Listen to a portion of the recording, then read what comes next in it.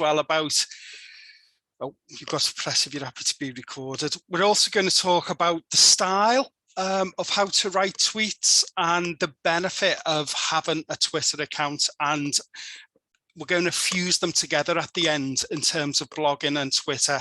This is going to be a mix of a practical PowerPoint slides and exercises. And if you feel you're slipping behind at all, just put something in the chat and either one of the team, which is Ruth Ball, Selena Wallace, Sean or myself will try and pick it up. But I would encourage anyone who's more advanced on this session to help others where you can in the chat as well, because we're all here to learn and we're all here to share. And I know there's different levels of experience of working with Twitter and blogging in this audience.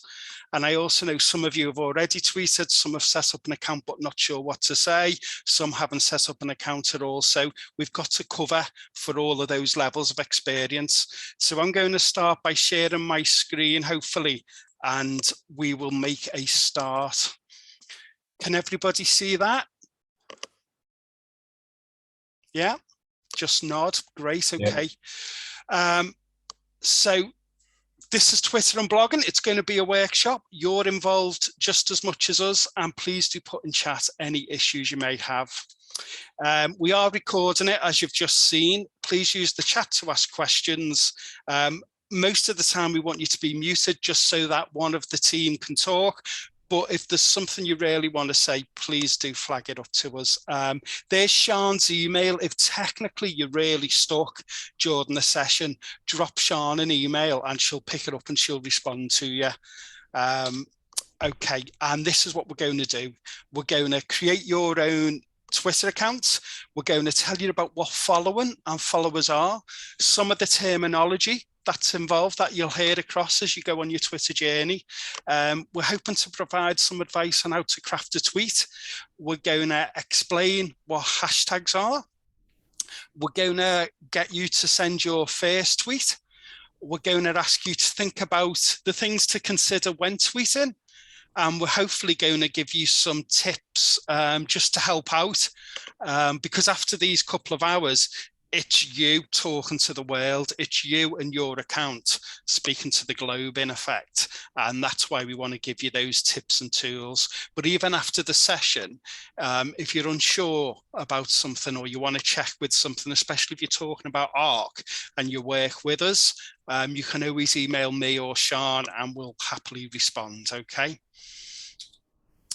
So when I went to university 26 years ago and studied media, I was doing the left-hand side of your screen, traditional marketing, which was about newspapers, television, radio. The internet hadn't even come along then. Yes, I had to go to the library and get books out to find things. Then from the mid-90s onwards, we've seen a transfer over of what I would call a voice and what I would call authority over to digital marketing, whereby we still have that traditional mix of media, but now we've obviously got YouTube, we've got Twitter, we've got email, we've got all those other social media platforms, and we as the user are in the middle of that. And I still think, you know, in that middle, people are still choosing where to get the information and news they want. That could either be from the more traditional routes. So for example, my mum still listens to the radio, watches TV, and she's only just starting to move over to the right-hand side, and people are at different journeys on that right-hand side. Some people have found it really amazing, some are skeptical about it, but we're in the middle of this. And in terms of Twitter, we need to agree that although we're authors, which we are, when you start sending your tweets later, you're authors, you're also providers and absorbers still of both traditional and digital. And the secret moving forward is where you link those together. So as we teach you later how to do links, you might think, oh, that's an interesting news article from the television. You might link to iPlayer. You might think that's an interesting article in that book. You might link to a Google book or something like that. So think about the communications and how you're linking traditional and digital up. Traditional isn't going to go away, but neither is digital. So you've got to think of the balance in between the two and how you link them together and how you pick and choose where you want to get your news and information from. Okay, so each year, these two people, their Twitter handles, which we'll explain shortly, do this kind of graphic. It's an infographic about what happens in an internet every year, and they've been doing it for about 15 years, and it is phenomenal each year what happens in a minute on the internet. So there'll be 200,000 people tweeting on the internet in the 60 seconds that I'm just waffling on. It really, really is incredible. And I think, you know, that gives an insight into the amount of information out there and why it's so important to be selective over the preferred platforms, both traditional and digital media that you're interested in. And as I said, this is that push and pull that we're constantly having to do. We've gone from sitting watching a television screen to now potentially being a collaborator, where you can go online and you can be part of a list, of a group, of a forum, whereby you can have your say, you can share, you can talk to people. It's multi-dimensional now how we can communicate, rather than it being one way, which it used to come to us. But within that is that huge activity going on. So it's really, really important about what you choose and what you want to engage with.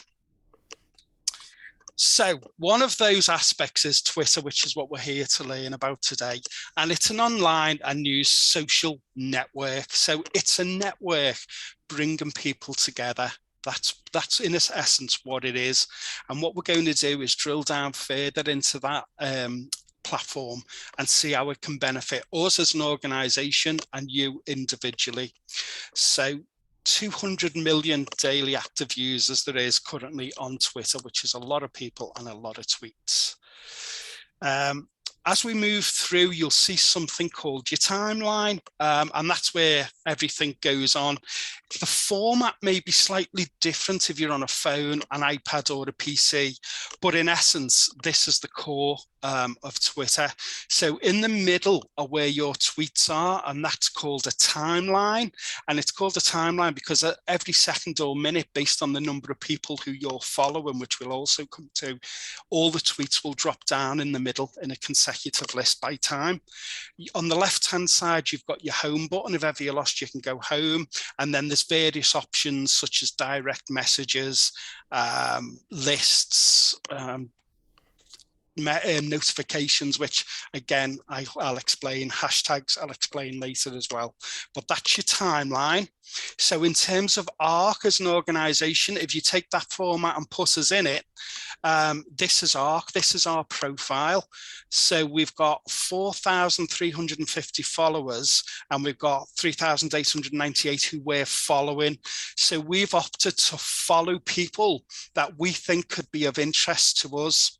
Now, they may be producers of research, for example. They may be the organizations we work with, but they're people of interest to us as an organization. Most of them will have followed us back, but in addition to that, there's other followers who followed us, because it's always better to have a higher number of followers than the number of people you're following. We've got our website on there. We explain in one line what we do, and we've got the NIHR official branding up there as well. So as you've seen in the timeline on the left-hand side, they're the options. So you've seen the format and how it transfers into real life. This is some of the jargon that we're going to come across today. Today is Friday, so that FF of Follow Friday and Friday Feeling. Could someone just turn their mic off, please? Thank you. So if you see FF, it means Follow Friday. Those people are encouraging you to follow them. And it's normally a list of Twitter handles or names of people in that tweet. Trending you might have heard of, we'll explain that later. Moments we'll explain, lists, but these are examples of what you'll see. Now a hat tip is something I've learned off Sean, who works with me at ARC. Do you want to explain about a hat tip, Sean? Yeah, of course. So a hat tip is an acknowledgement. So it could be a hat emoji, it could be HT, and it's for either the information that you've retweeted or created. So just acknowledgement to say that they agree with what you say. There you go. So that's a hat tip. But I'm sure as the session evolves, a lot of this jargon will make more sense. And if you've got any queries, do put it in the chat. Why you're here, I'm encouraging you to use it. Well, I want you to help us promote our work. I'm primarily thinking of our research outputs, any events or activities, any jobs that we have, and basically the work you do with us, whether that be a member organization, whether you be a public advisor, whether you be a member of staff. You might have followers and networks that I don't.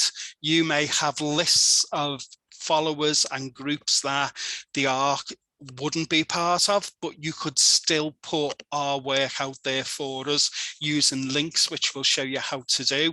And you can link back to our research outputs, our publications, what we do, all of that. And that's how you could be part in helping us disseminate our work. We do want people to get involved in conversations, obviously from our point of view, about research, health inequalities. And if you think, you know, oh, the ARC have done something about that, you can link back to us, you could tag us in, which we'll explain, and bring us into the conversation if you think we could add something of value. It's about building relationships in a community. You'll meet new people on Twitter online, and it's about building those relationships. It may well be you see a piece of research and think, I'd like to get in touch with the author. A lot of those authors are on Twitter, so it's a good way to engage, and you can query or question them about some of the findings. So choose a social media. You know, a lot of our staff members and students and advisors have got their own Twitter accounts. So hopefully today we can offer some guidance on how you can get that balance between saying something about ARC or bringing us into a conversation and making sure it's also your own personal views as well, because we'll discuss sometimes what you say and what someone wants to say may not necessarily be the view of ARC or the collaboration members. And that's just something we'll need to talk about.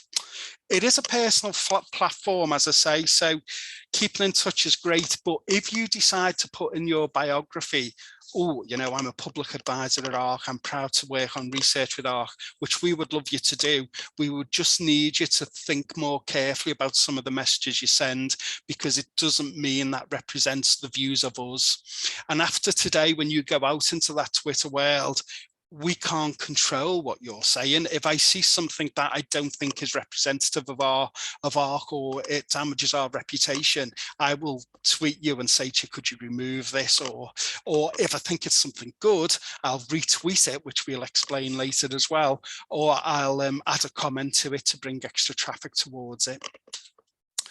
So I'm hoping that you've all downloaded an app if you're on a tablet or a phone, or you're on a PC and have managed to get access to Twitter to sign up. If Sean watches the chat, just have most people done that?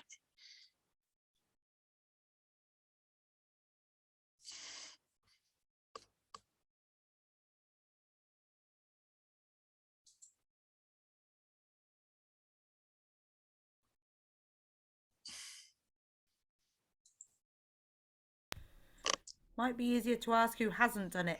Okay, who hasn't done it? Has anyone not done it? We just want to help those who haven't. Darren? Yeah. I have created the account, so what I need to do now is like... if you could set up your username. Yes, I have done it. Okay, well, anybody who sets up their username, that will be your handle. And you could put your handle into the chat so people can start following each other, which we'll go into first. So ARC's handle, ARC's address is @ARC_NWC on screen now. And if you've done your bio, sometimes people put in the bio who they're affiliated to, who they work with. If you want to mention us and our handle in it, that's fine. But if you could type your new or existing Twitter handle in the chat so you can interact with each other as well, that would be great.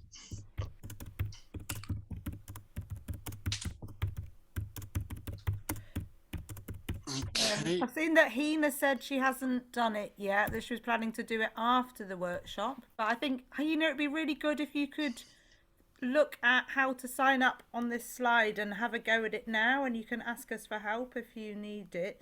But we're going to be doing some live tweeting as we go along. I know a little bit of it. It's just that I'm on so many social media. I need to see if I, make some space. I'm on so many things like Insta, Facebook, and everything. So I'll do it later. Thank you. Dorcas. Yep. I have already got like a Twitter account on my phone, but it doesn't belong to me. So I'm not sure if I have to take that off the phone before I set another one up. You should be able to log out of that account if it's not yours and sign up and make your own one. Okay, it says Sorotomist 1, and I've just gone on it now, and it just says continue.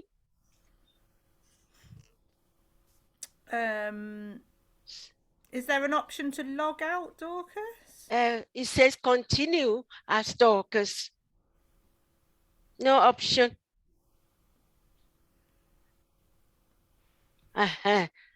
It's asking me for my date of birth. Should I go on with that? Or should I set up another one completely? If it's not your account and you're using an account of another organization, it might be better to set up your own account. Okay then. Okay then, I'll do that now. Go to twitter.com.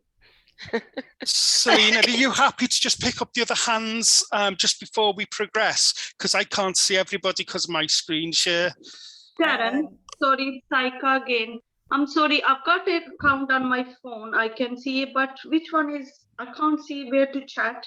Is that where my profile is? I haven't, I've got my address here. I don't know where to chat, what to do. Sorry about that. Have you got your Twitter account? Yes. Right, okay.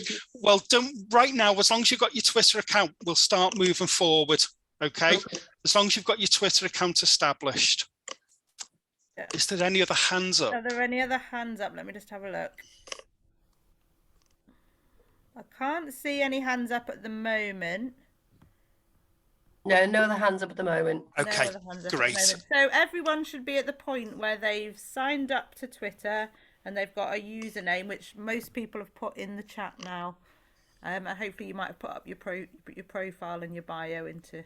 Great. So I think we are there. Yeah. Just a bit on your profile. That's what people will see. So when people open the ARC Twitter account, they see that profile, and it's an example of how punchy you need your content to be. So in one line, I've just put what we are. And that's an example of the communications you need to think of. It's about keeping it punchy because tweets have to be very tight and short. So all the time we're thinking about keeping things punchy and telling people about ourselves. Okay, so Darren. Yeah. I'm just thinking about the profile thing. Have you got any examples of any up there, or just the ARC one? That's the ARC profile, but as we start following accounts, people should start looking at the profiles of who they're following. So people tend to put keywords of things that they're interested in, yeah. So sometimes people will put, public advisor, research, but then also, I put in mine, like, I'm interested in like literature, creative writing. So it's sort of a bit like your hobbies and the things that you enjoy doing. Quite often people put in them. You know where it says personalized ads? Don't take that, yeah? Connect with people, yes. Which bit, Dorcas? Oh, the bit where it says connect with people, yes. Personalize your ads. No. I don't know about that. Yeah. Okay. No to that. That's okay. Fine. That's the sign up. I'm signing up now. Edit. Any other comments on the profile from the team? Well, Jane has put her profile in the chat, which is great, and it's interesting that she's put in her profile at the end, views expressed are my own. So that's something that quite a lot of people put. I think mine's got something similar, where people quite often put a line that says, you know, that they're personal views. You know how you were saying about how if we say that we're a member of staff or a public advisor for the ARC, quite often in their profile people will put that their personal views, so that people know that if you're posting anything, that you know that it isn't the organisation's views, it's your own views. So you can put that in your profile. As a member of the audience has just put in the chat, this is public. Unless you've got a locked account, all of this can be seen by anybody and everybody. So, for example, if you were going for a job, some employers will check Twitter to see if your handle's the same as your name and to see what you tweet about. This is all public if you're under your own name. So just remember that as we move forward. It's very important. Okay, so if everybody's happy, we shall move on. I think Iram's asking whether you have to give your phone number and will it be displayed. It doesn't display phone numbers unless you've put it in your personal bio, which I don't think is a good idea to do. So no, your phone number won't be on it. Don't put your phone number in. No, is the answer for me. Okay, so go on. Darren, can I just ask if we just put anything in for now, because we're working on this really quickly, is it easy to change it afterwards? Yes, you can just log back in and change or update what you'd like. I mean, as you spend more time on Twitter, it may well be you wish to change your title, change your interests. Yes, you just go log back in and change them at a later date. Including your username? You can change your username later on, but be aware if you do that, you would have to ask your followers to find you again. You'd have to do a final tweet and saying, I'm leaving this account, my new username will be, and then people will just follow your new username. Yeah, Sean's put in the chat a link to how you can change your username, because they do sometimes just give you a sort of random one that automatically. Because when I chose mine, it was well before I started working in this field, so my username doesn't.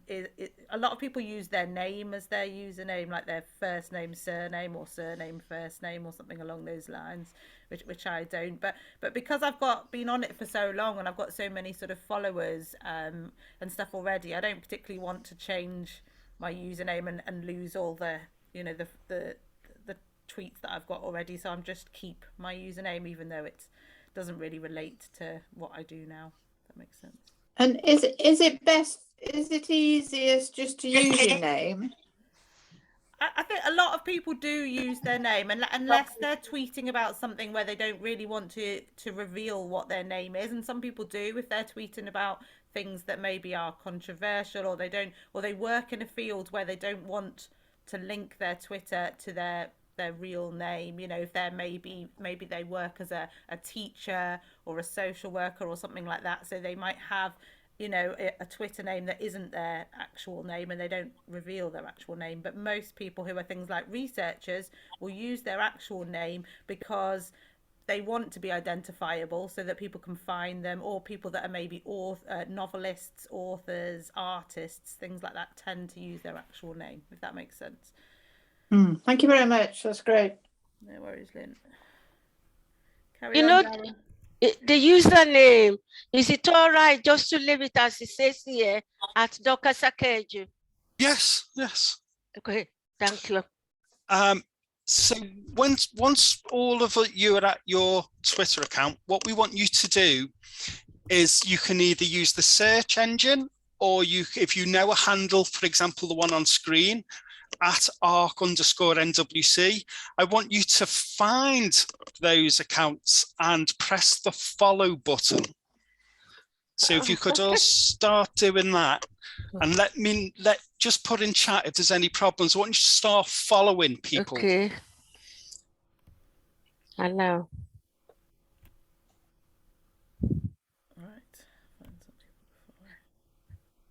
All right. So now, how do I follow? Let me just.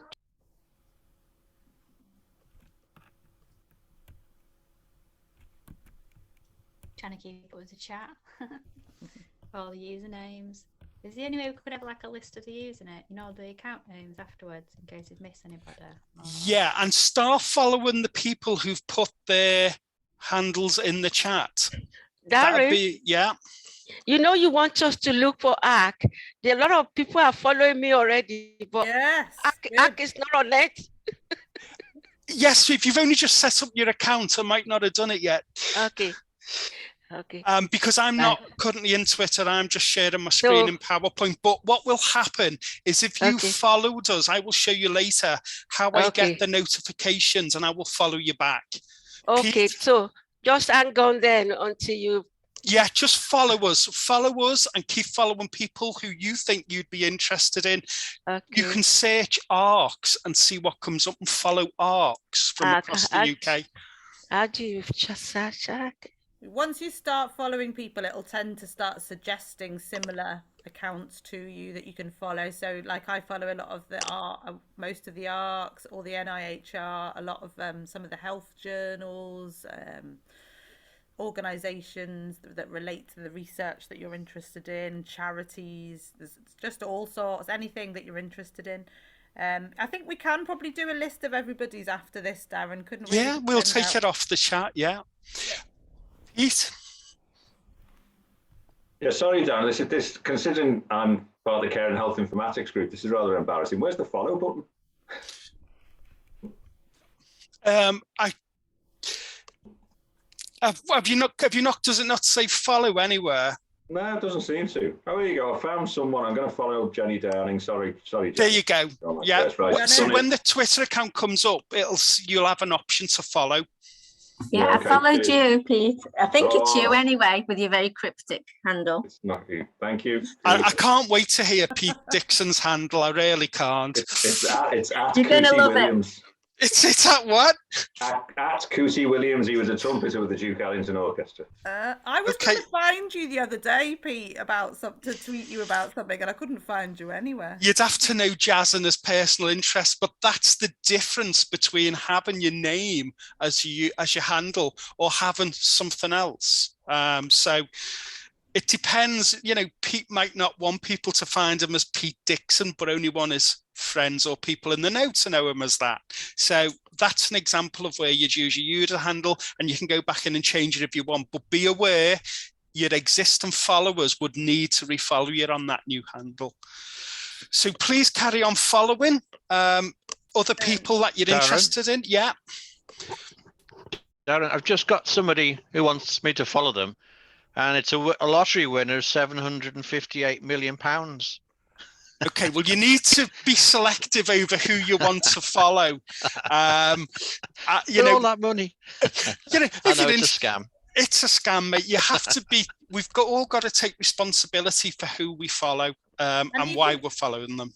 You can easily unfollow people. Yeah. You can follow somebody, and then if you think, oh, I'm not that interested, or I don't want to follow them anymore, you can just unfollow them. Someone's saying they can't see the follow button. I think it does depend on whether you're on a phone or you're on a laptop or something like that. But if you find an account, it should come up as part of it. Any tweet should have follow. Yeah. Sure. Selena, I want to see ARC on my follow, but I can't see it. I've got so many follow that I want me to follow them, but I want ARC. Which one? ARC Northwest Coast? Or... Yeah, I want to search it to be on my, so that I can follow that. So there should be a search button somewhere where it says search Twitter, and then you can just put ARC Northwest ARC, and then I can't see any search. It's just say follow one or more accounts. If you go back to the home screen again, so if you press on home. Oh, right, here we are. Where's home? There. There should be a box to search somewhere. All right. With a little magnifying glass. Oh, all right. I've lost it. Selena, I just found you and I followed you. Can you check if you can see my handle? Yeah. I'll have a look. I've lost it too. That should be there, shouldn't it? The search is on the top right button with the search with the what's it called, the magnifying glass. Yeah. Psycho, I think I have got an old account in my name which I don't really use. Okay. So if you look for my Unlocking Birth account, okay, that's the one I mainly use. Unlocking one. Okay. Unlocking Birth. Oh yeah. Is everybody okay with following? Is there anyone who's still got any issues with this, or can we move on? Can anyone find me? Because I tried to tweet this morning and Darren couldn't see me. So. Have you put it in the chat, your handle? I have, yeah. Put it in again for me, Ruth, and I'll have a look. Okay, will do. Sean's put a link to you can click on to follow to take you to Arc Northwest Coast Twitter, and then we can. Oh, Bethany's found you, Ruth.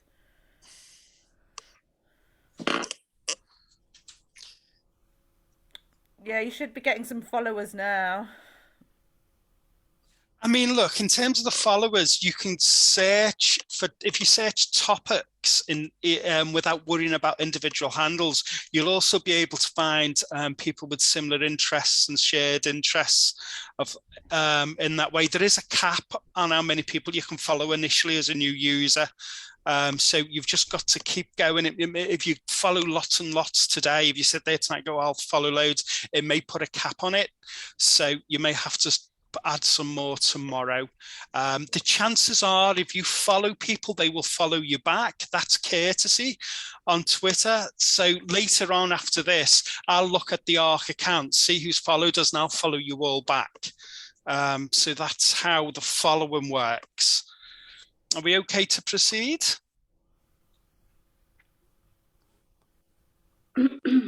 Yeah. Anyone out? Any issues? Was that you, Lynn? I'm sorry. Yes, I'm sorry. When I've searched for Arc Northwest Coast, I've got that, but there's no.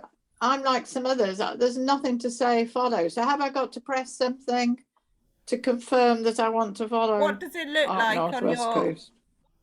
Can you hold? Is it on your phone or? It's got lots of pictures. It's got lots of pictures of you, Selena, with messages. So I'm into the account. Oh, the Arc Northwest Coast account. Do I have to confirm in any way? Because it's not saying follow. The word follow isn't. I've done the search filter.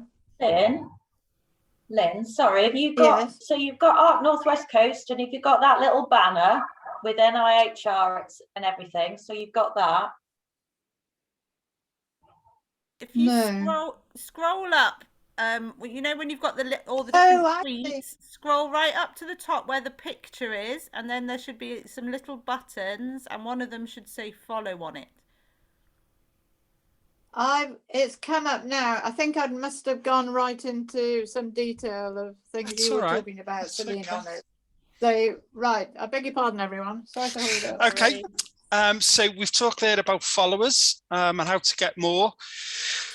Okay, so here's another exercise I want you to do. Now that you're following people and that you can see tweets, I want you to like at least 10 tweets that you find of interest. So I want you to go hunting for the tweets, look at the ones from your followers. If you're following people, they should now be appearing in your timeline, any tweets from those people. And all I want you to do is pick 10 that you like and just click on like, which is the little heart symbol underneath the tweet. Yeah, so give it a go, and anyone that's having problems, shout out, and when you've done it, put in the chat that you've done it, so we know how everyone's getting on. When you like something, so if somebody likes an ARC tweet, I can see that I'll get a notification in the software I use later, which I'll show you, I can see who likes my tweets, and that gives me an indication from the people I follow what they like and don't like about what I'm tweeting. So I normally like things about research, and I'll normally like things if someone says something nice about ARC. If someone says something from our staff that I think I need to know about, I'll like it. So that's how I use likes, but please feel free to like 10 tweets that appeal to you.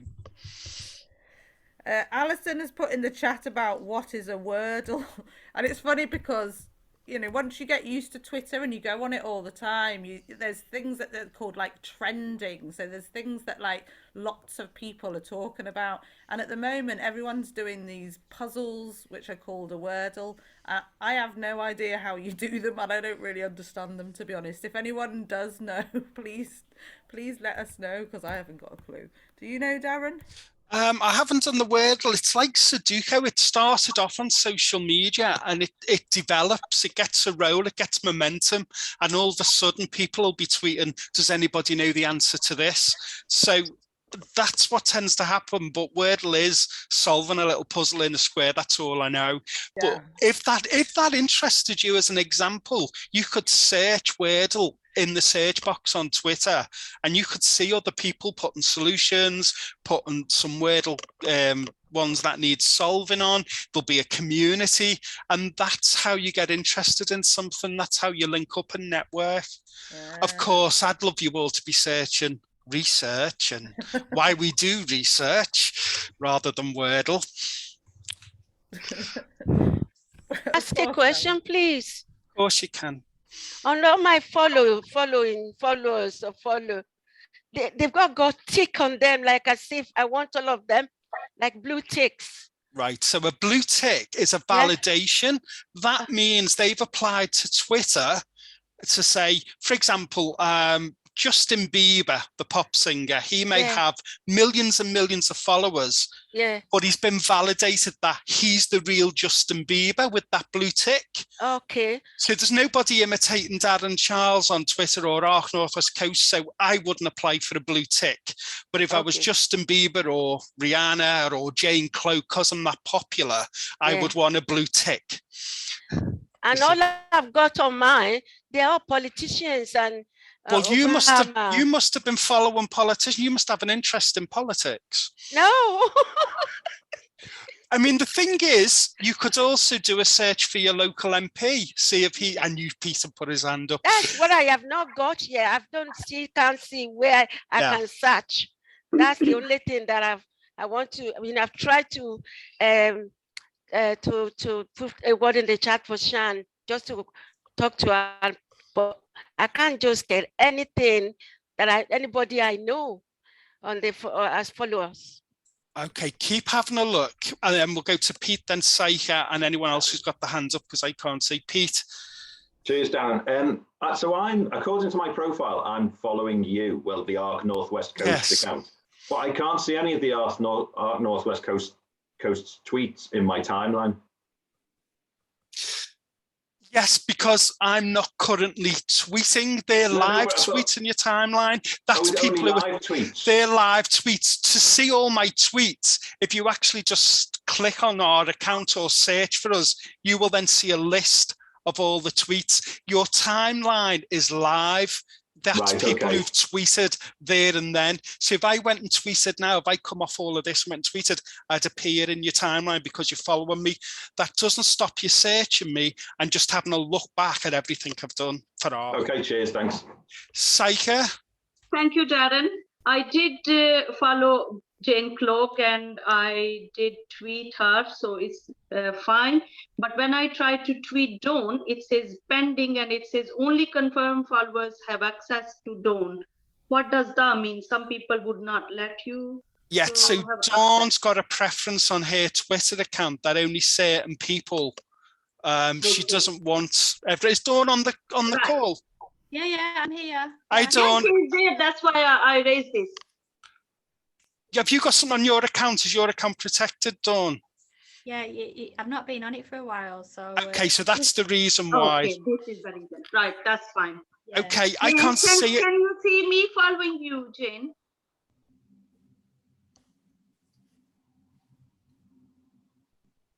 Jane, can you see? Yeah. Saika, can you see that I've been following you? Yeah, thank you. It's working great. We're in a circular relationship here. Thank you. Can I before we go on, can I just apologise? I don't tweet anything of any interest, so you know. Now, here's all the defences coming out. Now we'll suddenly find he tweets about research and he tweets about something else. Stuff. I don't really say very much. But in for example, Jane's account, Jane, as program manager of ARC, will tweet and retweet about ARC work, but Jane also likes running. So sometimes I'll see in my timeline things about running from Jane, and that's the thing. Somebody's not always going to tweet business or corporate related things. ARC Northwest Coast will, because we're a formal corporate account, but someone who's got a personal account, there will be a mix of your views, something about why you work with us, and some of your own hobbies and interests, which might be in your profile. So that's just part of how Twitter works.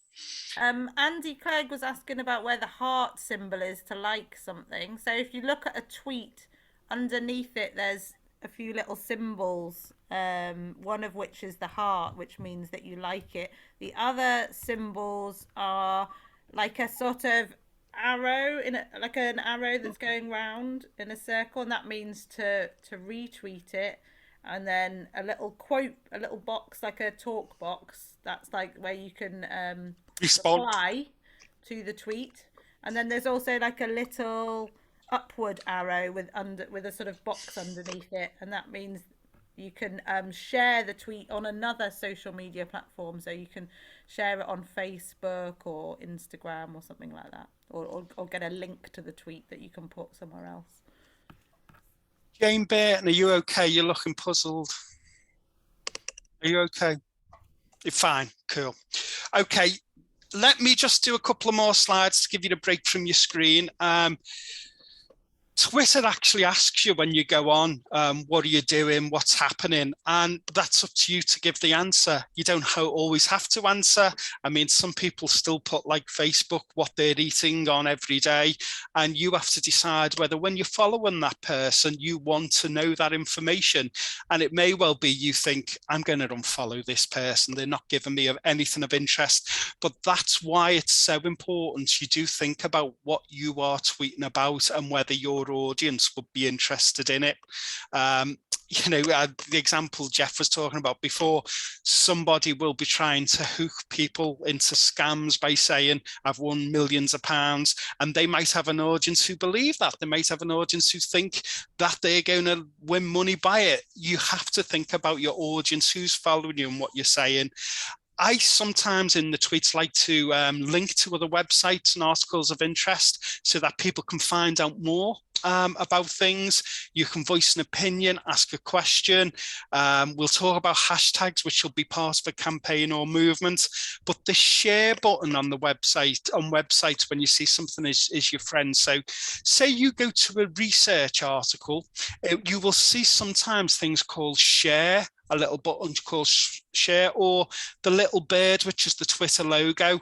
And if you've got a Twitter account, you can actually click that, and once you click share, it'll do all the work for you. And in your tweets, in other people's timelines, that tweet will come up, and you've shared things without having to do anything. Darren, just to go back to that, I was just thinking where you were saying about putting links in and stuff like that. I'm just thinking about, you know, if you're just resharing, if you see a link from Twitter, and then you can just share that tweet and that will share the article or the research or whatever it is. But if you found something that you want to put on Twitter, like you're reading a newspaper article online or something like that, then what you need to do is copy and paste the URL. Does everyone know what that is and how to do that? The address line. We come to the URLs later. Are you doing that later? Yeah, we'll do that later. But okay. That is a good point. It's about, It's about retweeting, which we'll also talk about, and I'll show you the logo for retweeting as well. I'm getting ahead of you. You are, but don't worry. So some ideas of what you could tweet about and why. You could tweet about your role with us, how and why you work with us. You could help promote our published research by using the thing I've just said. So if you were involved, say, on a group doing research and a publication was made, if you've got a Twitter account and you're linked in with other people, you could go to that research and go to the web page and share that article with your followers. That's an example of how you can help disseminate our work. You could link up with other members. So you could write a tweet and say, at Liverpool hospitals, did you know we've published research about diabetes? And you could put the link to the diabetes paper, which we'll show you in a minute. That's an example of how you can promote either what you've been involved in, promote our work, or try and get a wider audience and readership for the stuff that we do. We've used Twitter a lot to recruit participants in our research projects. We use web pages and social media, including Twitter, to keep participants up to date. We promote news, events, blogs and jobs. And did you know, it's always good to ask a question as a hook in a tweet. Did you know? And people go, did I know what? I'm just going to go through some very quick principles of what I'd like you to bear in mind as our Twitter journey carries on.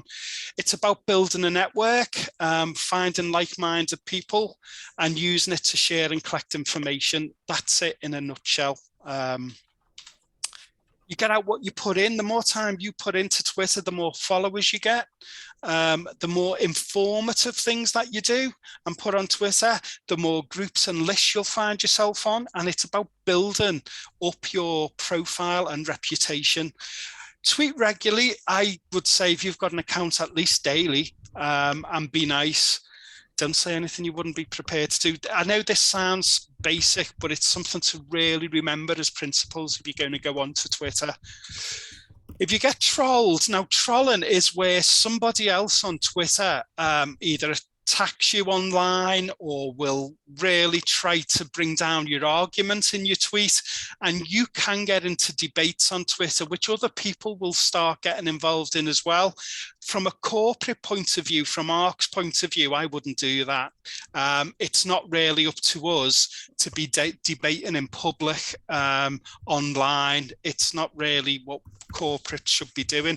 Some big organizations do get sucked into it, but often they regret it. So hopefully you won't get trolled, but that's what trolling is. And people react differently to it.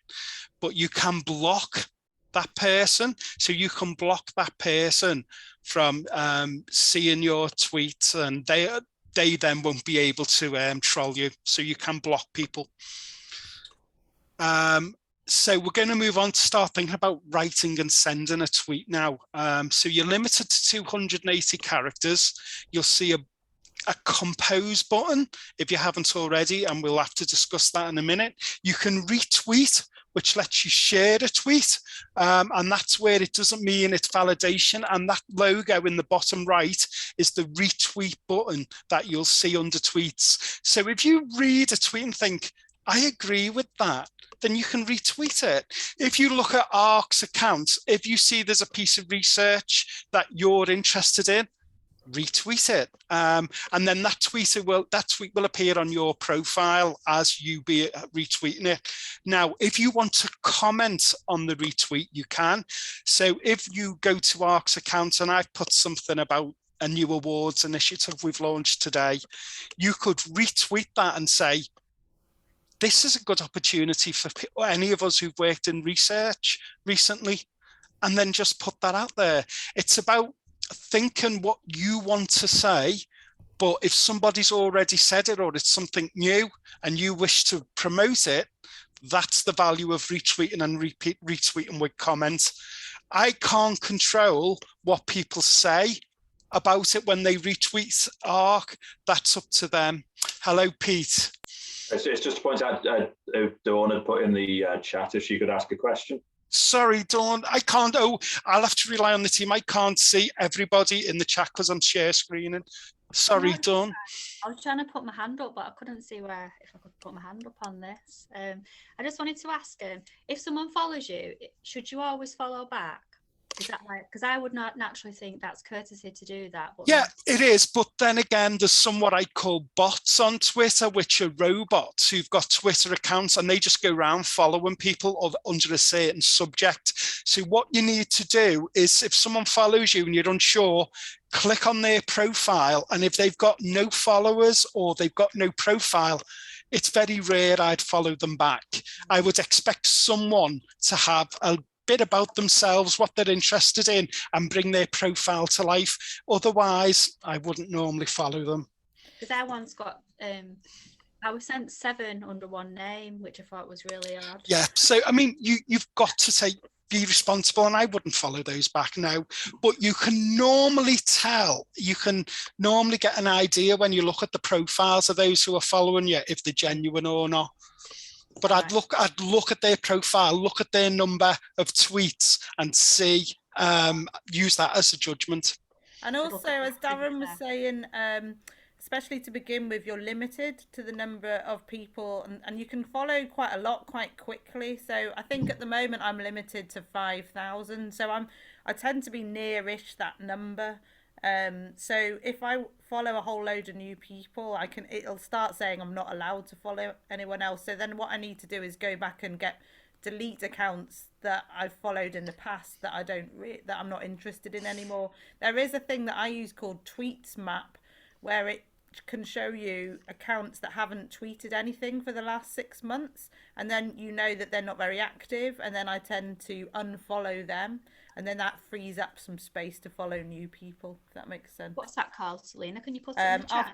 I'll find a link for it now and put it in the chat on Tweets Map. Some people retweet things they don't want to say. So some people might see a tweet that says, I don't know, a political tweet, and they'll retweet it and literally just put an emoji to indicate something to tell their audience, their followers.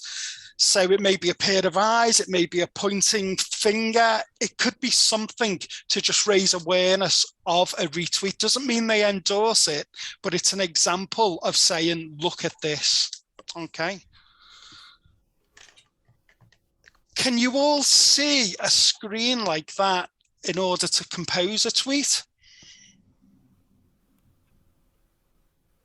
Darren, before you move on, can you just simply reply to the sender or one or two people, and that excludes everybody else? So if you don't have a private conversation over Twitter. Right, no such thing as private conversations in a public domain. You would need direct messaging, or which we'll come to that, which is part of Twitter. I have seen private conversations spill out publicly on Twitter, and I think, I don't know why that person's saying that. I really don't.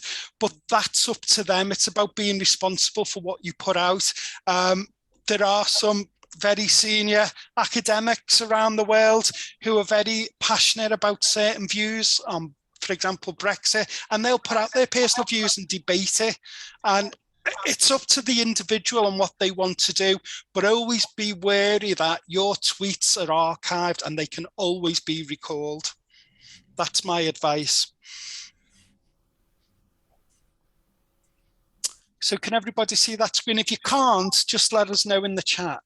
Iram's asking if you can choose who follows you. Are you allowed to say to people they can't follow you, or can anyone just follow you, Darren?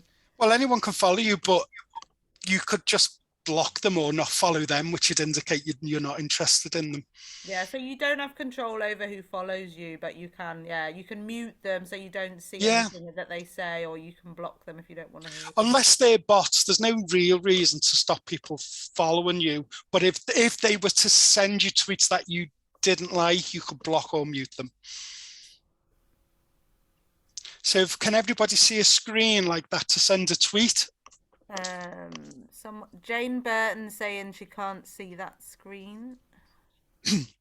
It may look slightly different than that. Depends what what you're on. I am on my phone, Darren. Where shall I see this?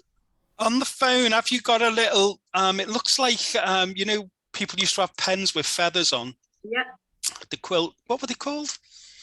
Quill, yeah, I think it quill. was a quill. If you might have a little quill button on the bottom right on phones, and that's actually your compose button. And if you click on that, the box should come up to write a tweet. I've got a plus button instead.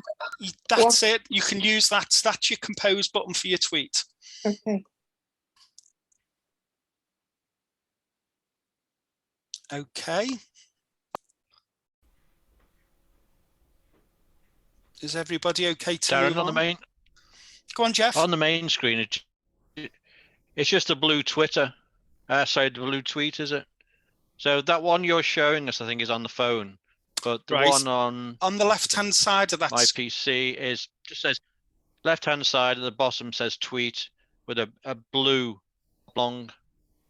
But is that the box you're going to put your words in? And when you've done that, you press the tweet button to send it out. It's the button I'll use. Yeah. I'll just click it now and what it does, it shows me the box to put your text in. Yeah, and that's then you what tweet you it. need. Yeah, that's what you need. Yeah. That's what we're going to go on to. That's your dialog box. Yeah. Yeah. So is everybody happy with that? Okay, because I can't see all the hands. Okay, just before we tweet then, I'm going to show you what tweets look like and an example of how we can use them. So these are example of tweets if you go on our account that we've put.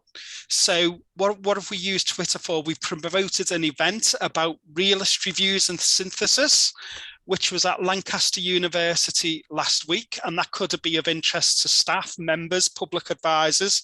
So that was a good thing for us to put out, and any of our followers who wanted to go to that would have A, found out about it, and B, clicked on the link to register for that event. So that's an example of a good way of using Twitter.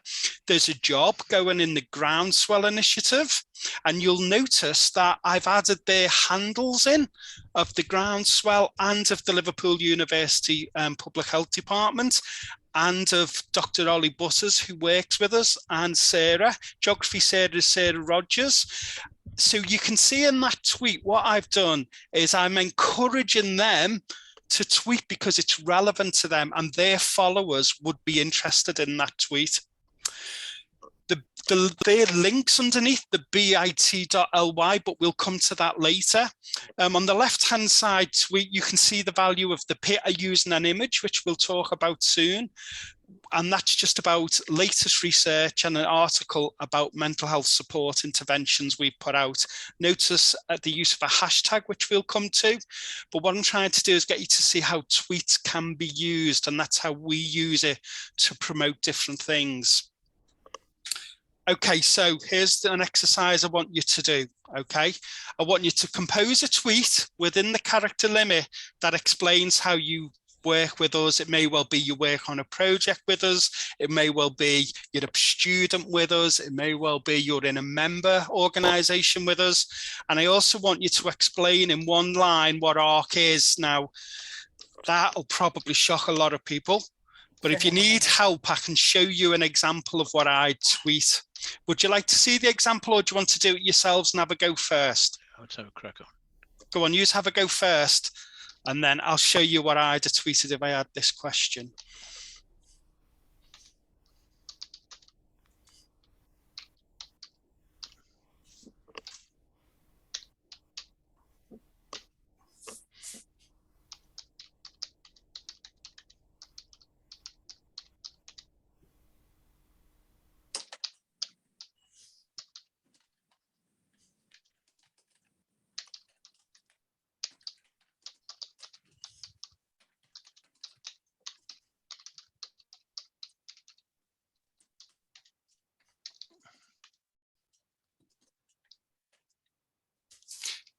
In the chat, I can see Bethany's put, can we have an example, please?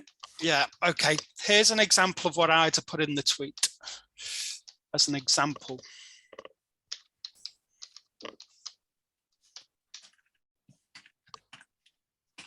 This part of this example is not about Twitter, because you now understand it as a platform. This is about how you're communicating.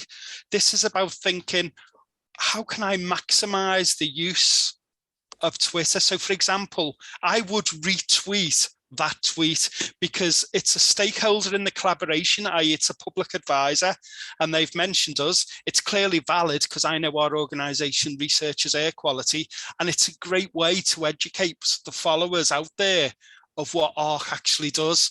And it's about how you communicate. It's about keeping everything succinct, punchy and short. Now, I'm not expecting everybody to be able to do something like this, but this is how I want you to get to a point where you can, because it's about communication and what you say in your tweets. So I'm going to ask Sian if she does a net search on Twitter, if she can, just what she can see, if anybody's using @ARC Northwest Coast. Because I can't see them, I'm a bit. But this would be, you know, a good example to put out as either your first tweet or an update tweet about what you're doing.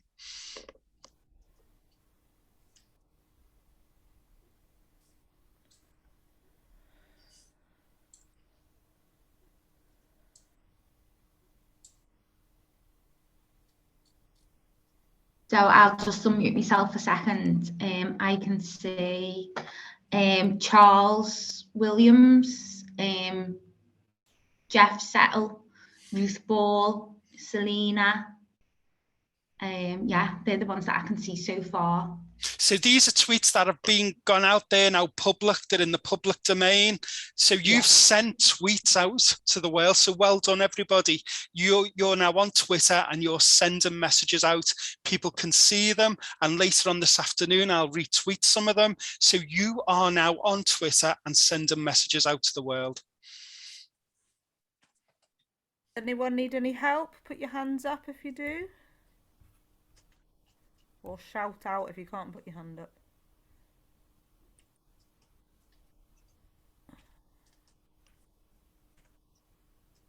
Can't see any.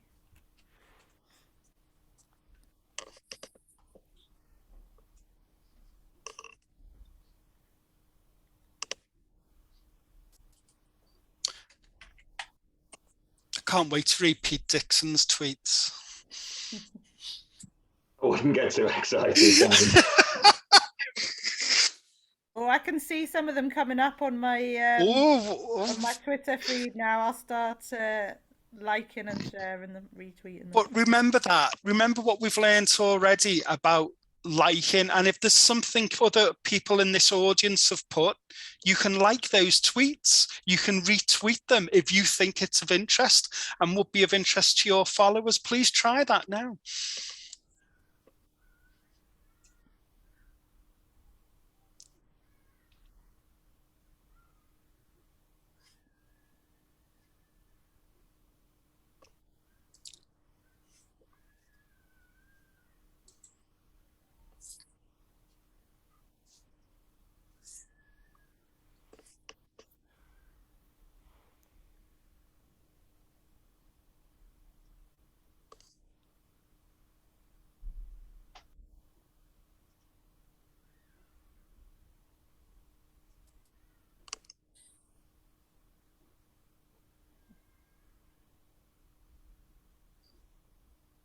Selena's got a grin. Some of these making you laugh. Yeah, it's just good to see everybody putting their things up. And I don't know, like I'll put some other. There's quite a lot of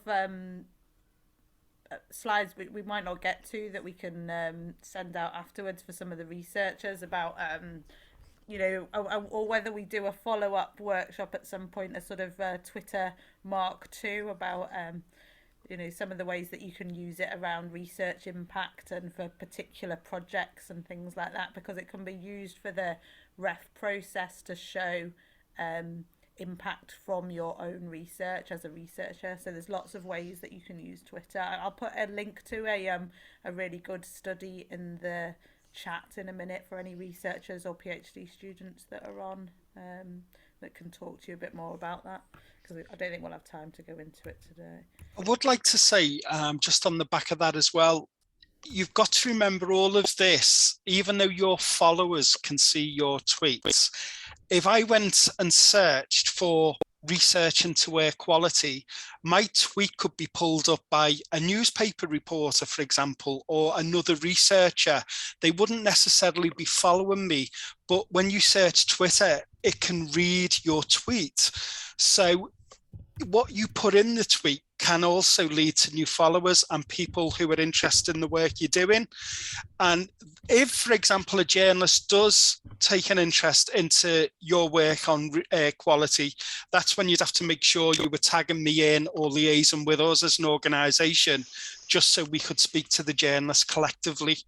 But that's an example of where, now that's in the public domain, people can find it, see it, link in and chat with you about it. It's also a really good way of being able to sort of share your research in different communities that maybe wouldn't get a chance to read it, that aren't academics, that are sort of members of the public, and that just wouldn't have a chance to read your work otherwise. So it's really good for sharing. Is there anybody who's sitting there thinking, oh goodness, I can't do this? Anyone who's worried, or have you all confident you've been able to send a tweet? To be honest, I think I haven't sent a tweet. I think it's too dangerous. Well, Jeff, you could tweet something about the ARC and just say, I'm a public advisor at ARC, and follow that. Just copy that line. Just get used to tweeting if you're worried about what you're going to say. That wasn't me, Darren. Wasn't it? Sorry. Use the expression. No, we both went in at the same time. Use the term tag. How do you tag people? So on that example on screen, I am a public advisor. If you write that A, which means for at, you're actually referring and tagging an organisation or a person into your tweet. So I'm a public advisor at ARC Northwest Coast, and using my handle, using that tag of me, means I get a notification to say somebody, one of your public advisors, is talking about you. And that's how you would let people know who is another organisation or person on Twitter about something. You tag them in. Did someone else have a question? Sorry.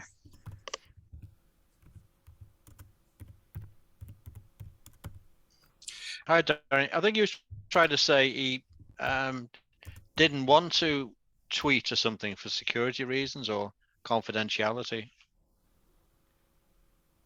If you were really worried about confidentiality and worrying about every tweet, it might not be the best platform for you.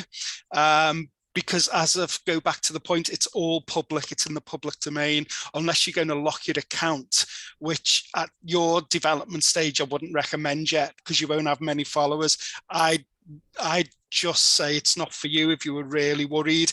I don't have the capacity to check every single tweet everybody says about ARC, because there's members tweeting, there's staff tweeting. I get all the notifications. I'll show you later how it works, but I couldn't check everything. And sometimes I'll find out about things later that have happened. So yeah, there's always going to be that issue that you'll have to think about confidential and be responsible for your tweets. I mean, the only other thing I'd say about that as well is, I think it's, some of the joys of Twitter is being able to get involved in conversations and with people that maybe, you wouldn't be able to be in a room with.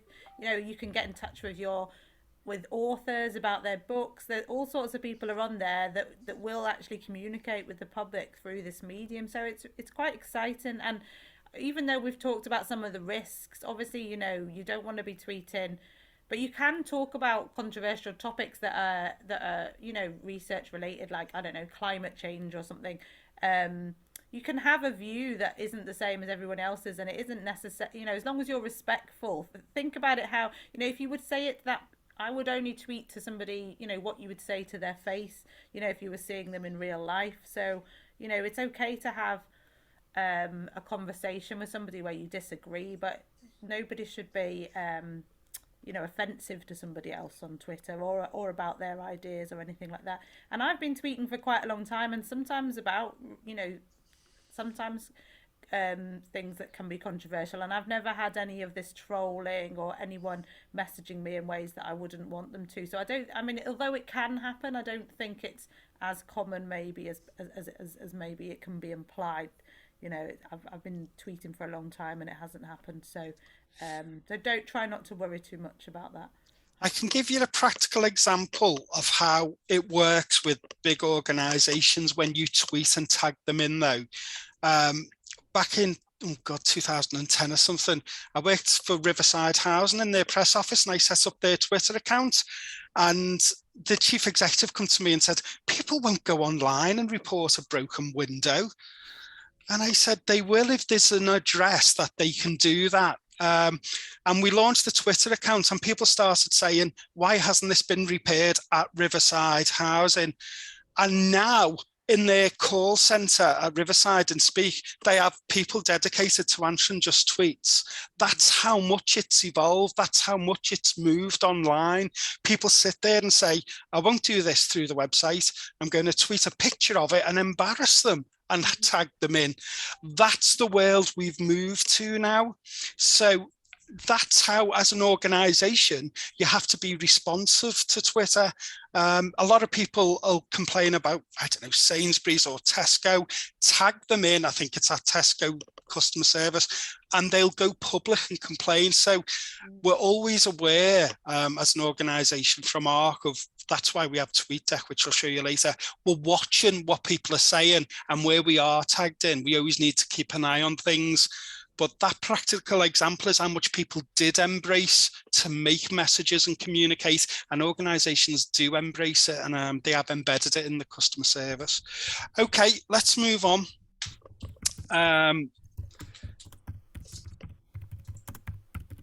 Okay, so I'm just going to offer you some tips and tools now that you've sent a tweet.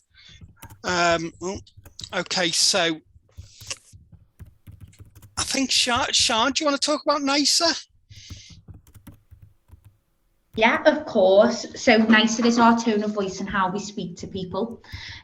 Just like we would, I'm not sure whether you've ever read a text and you've thought you've read it in the wrong tone of voice, or you've misinterpreted it. We can do that online too, and this is what can cause confusion. So if we can just be a little nicer online, that can just make life a little bit easier for everyone. So we need to make sure that we've got the balance, and we can break down barriers, as Selena mentioned earlier, between our research, and you can show who the person behind the research is. So you can do tweets that are more news-based or informational, or things that you're interested in. It doesn't necessarily have to be your work, but if you're retweeting somebody else's work, it just shows your interests. So it can also be informal. As Darren said, we can use emojis, like as we mentioned earlier, like the hat tip. So when we're doing that, we can be able to break down the barriers so that we can interact with each other a little easier and a little better.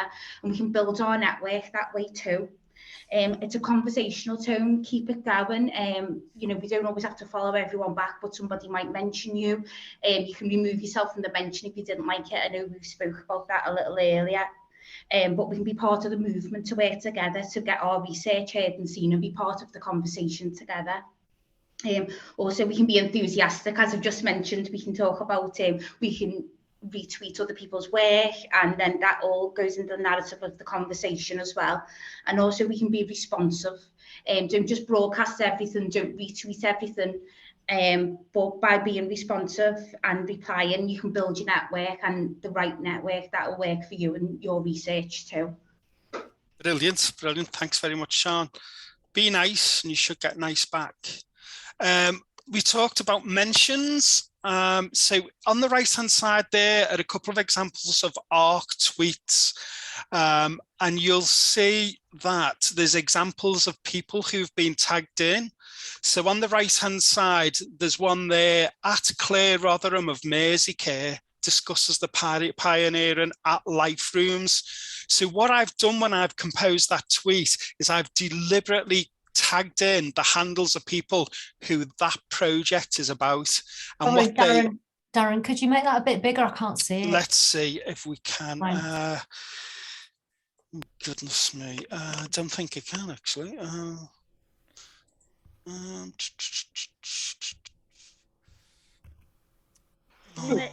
Alison, have you made your screen as full screen as you can? Is it already as big as it can go? Like get rid of chat and participants and everything? Yeah, it's all big. Yeah.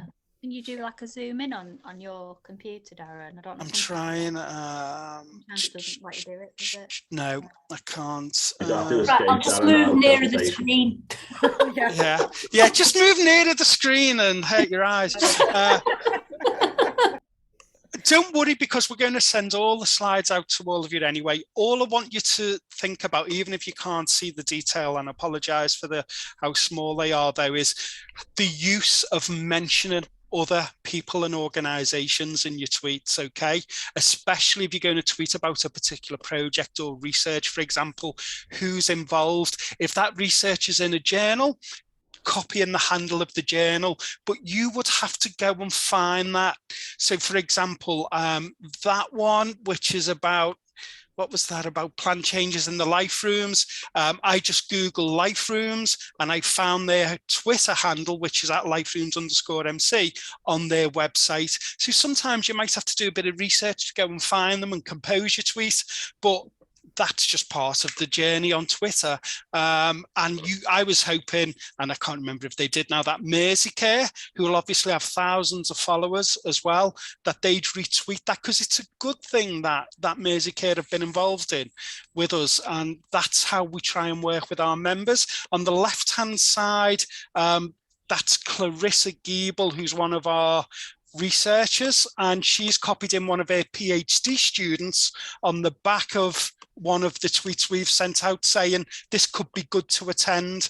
So instantaneously she's seen a tweet that we've put out and thought, oh, that'd be good for one of our PhD students, and copied her in, mentioned her in the tweet, and that's how that PhD student can find out and decide if she wants to attend. So instantaneously, with other people, by mentioning things, you can bring stuff to their attention and create conversations. That's why it's so amazing, Darren. Twitter, it's just, you can, if you've got some research that you've done that you would really love, a particular, the MPs or something to look at, you can put in the Twitter handle of almost anyone that you think, oh, I'd really like them to read this or understand our findings on this. And you can they won't necessarily read it, or retweet it, but hopefully they will, and it'll just really absolutely conversation. Yeah, there's a question from Dawn. Dawn, sorry, go on, Dawn. Yeah, can I just ask, like with the limited characters and then like tagging people,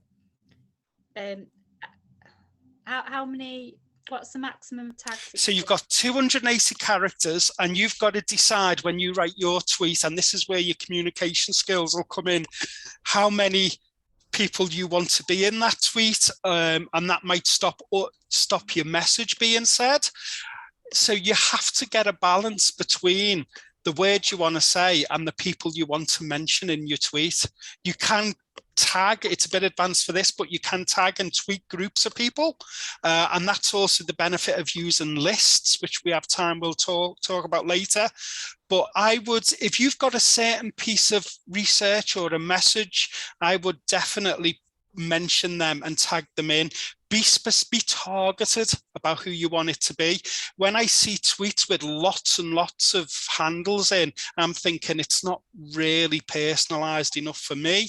And I prefer tweets that might mention arc or 2 arcs, because I know I need to respond to that, and it's been more tailored towards me. That's what I'd suggest. You've got to, as you use Twitter more, you've got to become clever about what you respond to and why you respond to it. Otherwise, there's always a risk it'll dwarf you. That's what I said. I'll check the Twitter a couple of times a day, but I don't spend an hour or two going through everything, because it'd become a full-time job. And it's about managing your expectations and managing the expectations of both the followers and who you're following, because you won't always be able to respond instantly to things. Someone might say, oh, what do you think of this? You might not see that till after you're coming from work and check your Twitter. It's up to you how often you want to check it. But I always say, don't become a slave to it, because it can overspill into your personal life and you end up checking Twitter all the time. You've got to be disciplined about when you want to go on and check it. Yeah. You can get your notifications all the time, and that's great. You can get a pinged email, but it's about managing it and how much you want it to be part of your daily routine. Exactly, and that's the thing, isn't it? It's a bit of an art trying to get that. It is. It is, absolutely it is. And, you know, I'm sure a lot of people on this I've fell victim to it, where, you know, my wife's coming and go, why are you on this Twitter again? And you feel like you've got to check things and respond to things, but that's where you need to draw a line. But it's about managing it in your daily routine. Yeah, thank you. Okay. Steph was asking, how can you tell if your tweet has been read? And I'd just say, you can't necessarily tell whether somebody's read it. If someone likes your tweet or retweets it or replies to it, then you can be sure that they've read it. Otherwise, in your Twitter account, I don't know whether, Darren, you're going to talk about this. Yeah, I am, about a metric to check, a metric. But it's a really good point. Can I just remind people, just because nobody has liked it, retweeted or chatted or responded to it, doesn't mean it hasn't been read. I read tweets, but don't necessarily like them or retweet them. I just read them for information. So just because it hasn't got any likes, retweets, or conversation doesn't mean it hasn't been read. Okay. I just wanted to talk about images. You will have an option to add an image to a tweet. You can also add videos and stuff. You will get much more engagement if you can put an image to your tweet. Now, that does bring in issues of copyright, photos, and whether you can use them. But for example, one of our public advisors, Neil Joseph, he sent this tweet out with a couple of beautiful pictures of some Christmas gifts and hampers being given to Stockbridge Polish families. And he cleverly mentioned some of the local councillors. He mentioned us. Now, I wouldn't have known about that tweet unless he'd mentioned us. And I thought, this is a lovely tweet going on involving our members, some great community stuff. So I retweeted this, and you can see the symbol in the green at the bottom.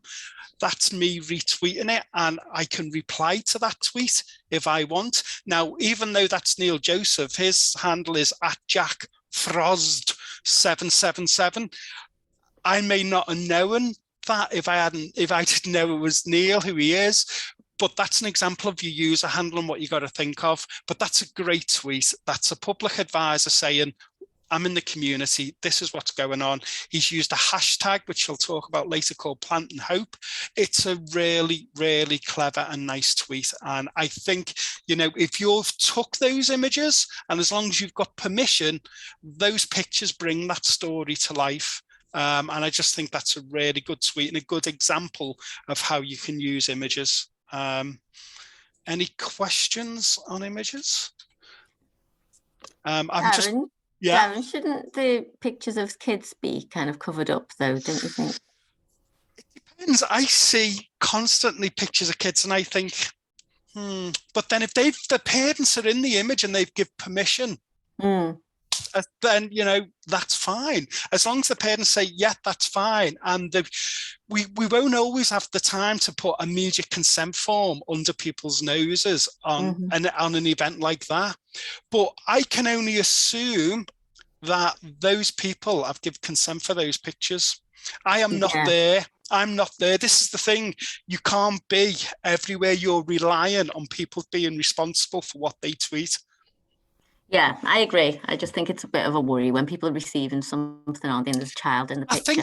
I think if there was pictures of children that, I mean, I've seen tweets and I've thought, that family doesn't know they've been photographed there. You can just sometimes tell the way the image has been taken.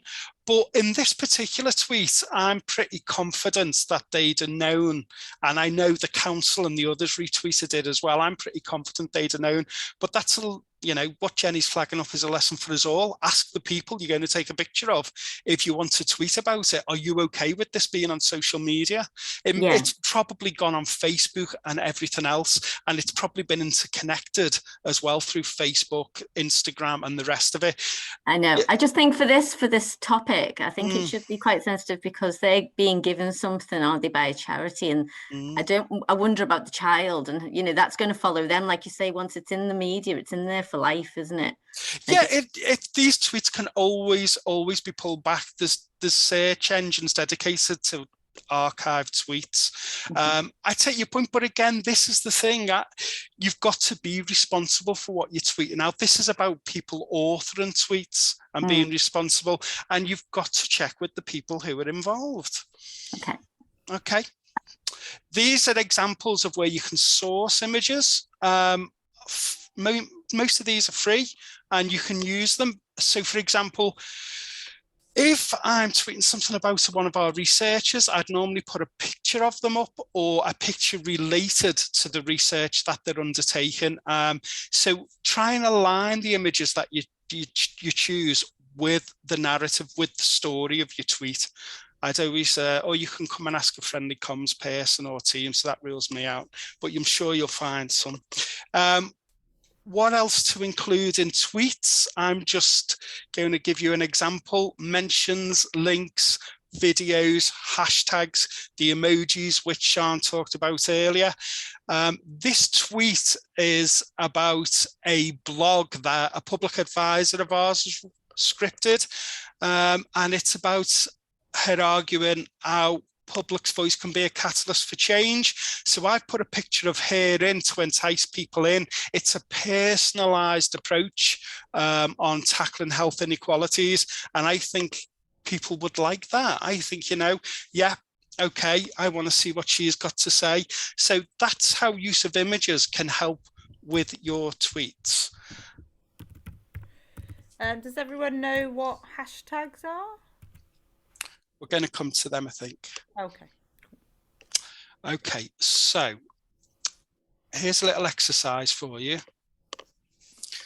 Start writing a tweet, attach an image, and tag some people in who may be interested in the content. Now, if you're worried about tagging people in, you can just tag us in at @_Northwest Coast. Okay, but get used to writing a tweet, attaching an image, and tagging some people's handles in. That's what I want you to do, just because they're the basics of Twitter. What I quite often do is if I'm attending something like this, like an online workshop, and I'll use my phone and I'll take a photograph of one of the slides from the screen, like this one that's on there now, and then you can share that straight to Twitter and just say, oh, really enjoying this brilliant workshop that I'm attending by whatever it's on. And then that's a way of like live tweeting about what you're currently doing, and also putting more information out about whatever it is that you're attending and the fact that you're attending it. So does that make sense? Yeah, that's a good way. I'm terrible for taking screenshots and using them as images, as attachments. But during ArcFest, when we run ArcFest, the reason I do that is you're helping educate other people. So I might put a link to a video during ArcFest, or I might put an image of, I don't know, the screen which has a diagram on or an infographic, because you're instantly sharing that with thousands of followers straight away. So that's always worth doing.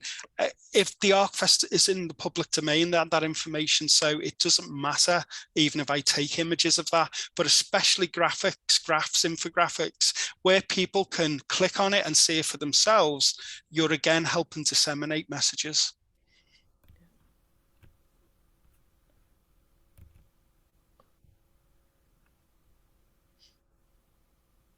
Does everybody know how to take a screenshot? Yeah? Good question. I don't actually know how to take a screenshot on my laptop for some reason. I'm not sure. There must be a button for it, but... Print SCRN normally.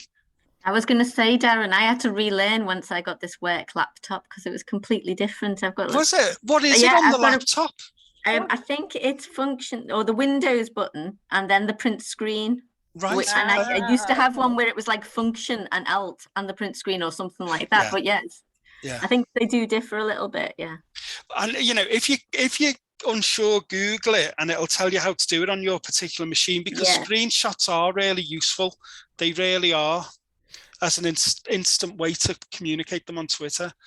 Bethany's just asking in the chat about whether there's a planned break. As she's saying, it's really great training and she doesn't want to miss anything, but she needs to stretch her legs. So what's the timing? How we do it? I know we're a little bit over time, Darren. Would everybody like 10 minutes?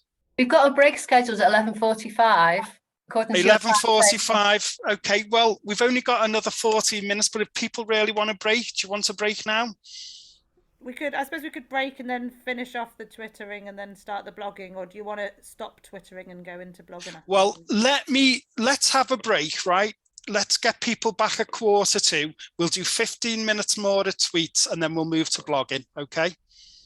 Let's have a break now, and if people want to come back at 1:45, yeah, we'll carry on then. Is everyone okay with that? All good. Okay. So if you want to maybe stop your videos and then just put them back on when you're back, so we know that everyone's back. It's quite. Or you could, if those who want to carry on can do the exercises. Yeah. Yeah. Can I speak to Sean, please? Sean. Yeah, where is she? She may have just left the church. Okay. Oh, there she is. Hi, you okay? You okay? Oh yes, I'm fine. I want your email address. Oh, of course, Please. I'll put it in the chat. It was on before, but I missed to write it down. Okay, do you want me to put it in the chat and then you can copy and paste it? Yes, that's what I want to do now. Thank you.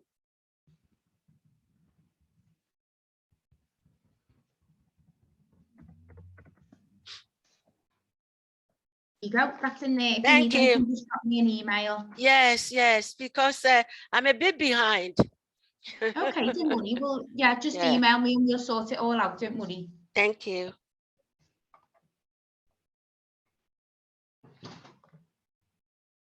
Yes.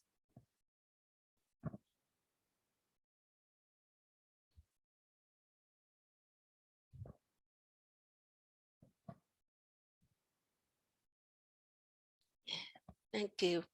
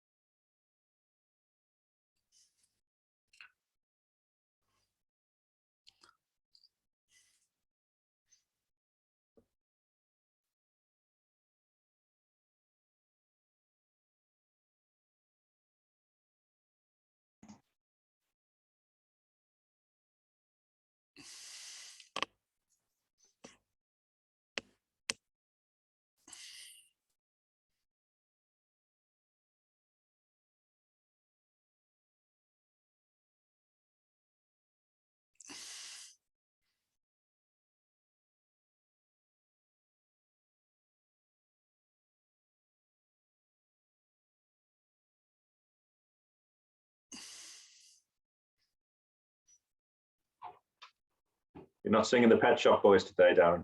No. No, I'm not singing the Pet Shop Boys. I don't know why that comes Girls to my allowed. head. I'm not even going to respond to that comment. Nothing wrong with Girls Allowed. Go and tweet the band. It's just not me. More simple minds. In more ways than one. Yeah, in more ways than one. Right. Well, I'll make a start anyway. And is everybody okay with that those exercises? Because I need to move on, but I just want to check people are okay with retweeting, with tweeting, even using an emoji. Is everybody okay? Can I just check one thing, please, Darren? Go, mate. Yeah. So when you do a reply to someone's tweet, and it'll say it says like replying to @ArcNorthWest and @Jenny Downing, for instance, even though it says just replying to those two, anyone can see it, can't they? Yeah, the reason you're doing that is you want Jenny and me to make sure we see it. Right, okay. Anyone can see it, but I might not necessarily see it if you hadn't put our handle in. So me and if you think, oh, Jenny and Darren could see this and retweet it, then because it'll be of interest to them, then you tag us in. But if you don't think it and you just send it out, and I might see it, I might still retweet it, but I won't necessarily know about it. It's only if I see it. Okay, cheers, thank you. Okay, are we all okay if we move on? Okay, let's see where we get to. Okay, these, I'm just going to rattle through some of these. Watch what you tweet. Don't hijack trending. This annoys me. So I'll talk about trending in a minute, but what you don't want to do is trending is when a particular subject or a particular word or a particular activity is suddenly very popular on Twitter and everybody is tweeting about it. And you use what's called a hashtag, which is a little symbol, which I'll show you in a minute, which is a little square with two lines through. And you want to join the conversation, but it's not really relevant to you, especially organizations. But that's what people do. They try to hijack the trend. Don't be afraid to retweet. I'll talk about DMs in a minute, but you might have heard the term sliding into the DMs. I would recommend replying to mentions where somebody's at you. So anybody you normally at Arc Northwest Coast, I'll make sure they are responded. Again, that's common courtesy. Sian, do you want to talk about share briefly? Yeah, of course. So the spread of fake news, and because of the spread of fake news and misinformation, the government have put together a share checklist so that you can check the information before you share it, and it might be able to highlight some things that you can identify that it's not a genuine source. So just see who the source is written by. It might not be like a newspaper or something like that, so we just need to be mindful of where we're sharing our sources from. You know, how many times have we had clickbait on the newspapers when it's like misinformation, or they've put a statistic up and it hasn't been represented correctly? So we just need to go beyond the headline before we share as well. And to analyse, just maybe do some further background information and research on the subject as well. And if we can check whether images being retouched, we can use the reverse image Google search. If you type into Google reverse image search and then put the image into Google, that'll see whether that is a genuine image as well. So, and then error, just check for spelling mistakes in general, grammatical errors as well. That's another way that we can identify whether it's a source that we can trust. I think in this wacky world we live now, it's very hard, unless they're ultimately blue ticked or reliable sources. It's very hard sometimes to nail whether something is not misinformation. But again, that is very difficult to manage. These are just tips that we're offering here. As we talked about sharing other people's content, a lot of people on Twitter, they just retweet or they'll reshare things, but that's not the way to guarantee followers from a longer term point of view. Okay, DMs, direct messages. And in your Twitter profile or in your Twitter timeline, you'll see on the left-hand side a little envelope with messages. It looks like the email logo. What a direct message is somebody is communicating with you via Twitter, but not publicly. In order for that to happen, though, you have to follow each other. So if you're not following someone, they can't DM you, which is direct message you. You'll have heard that term slide into DMs. It basically means you're following each other and they're sending you a direct message rather than a public tweet. So on the left-hand side, for example, these are just some examples of direct messages. And if I clicked on one, it'll come up with a thread of the communication with that person. And on the right-hand side is the example of the thread. That one's about NIHR research. What tends to happen in this example is how I use direct messages is all the arcs behind the scenes, they'll direct message each other and say, oh, could you share this? Or could you ensure you're part of this campaign? Use this hashtag. And I will do that. But it's all done via direct messaging. I'm always saying be cautious with direct messages, but it can also be a very useful tool with followers you know and trust as well.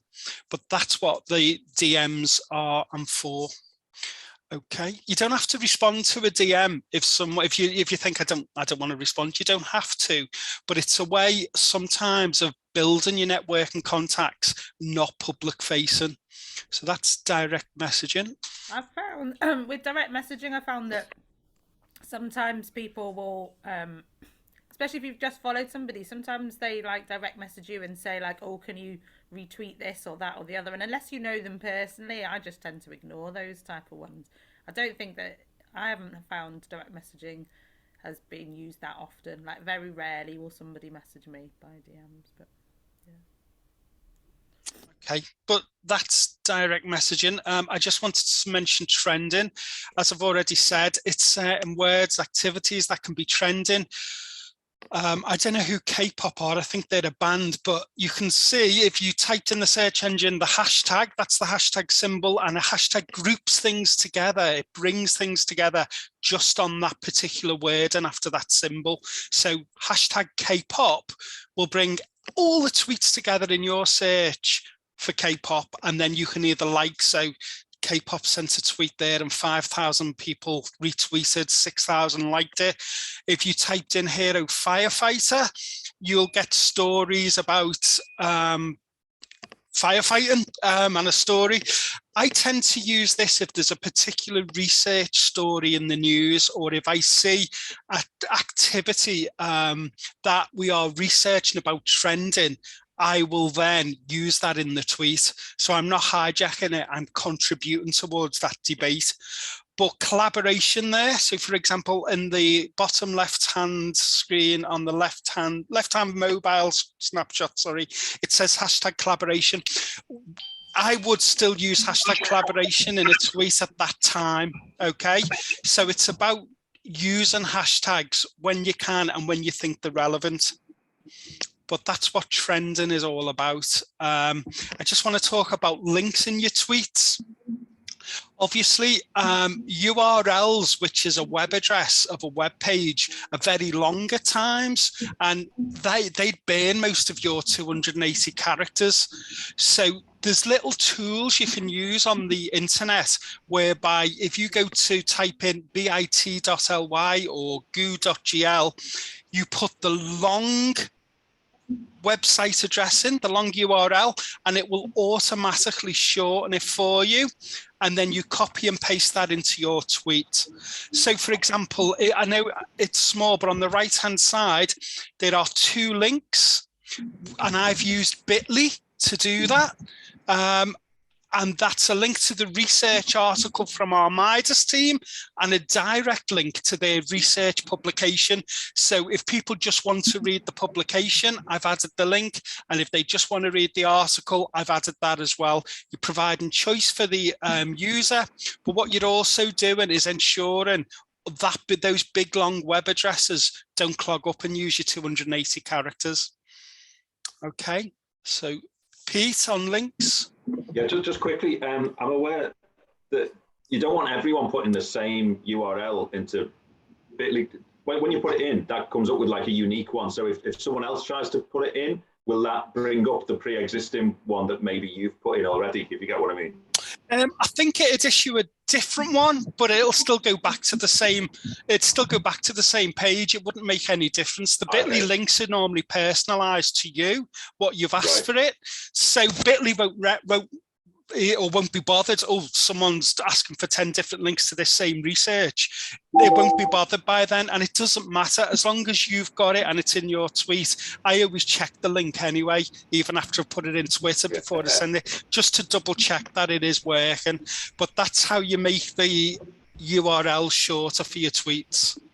Right. Okay. Thank you. If you want to use videos, this really popular on Twitter. You can edit the video, a snippet if you want, or you could use YouTube to edit them. Videos are great. So this is a tweet I put out of our last health economic subgroup talk done by one of our researchers. And all I've done is I've used a hashtag. So if anybody types health economics, they would be interested in this subject. Not everybody is going to be. And if Louis Philippe, if he had a handle, I searched for him, I couldn't find one. But if he had a handle, I'd have put it in there. And I put a link, a YouTube link, in the tweet as well, and literally people can just press it and watch it via Twitter, or they can go to the YouTube channel itself. So that's an example if you want to use videos. I'm just going to show you how to embed a video.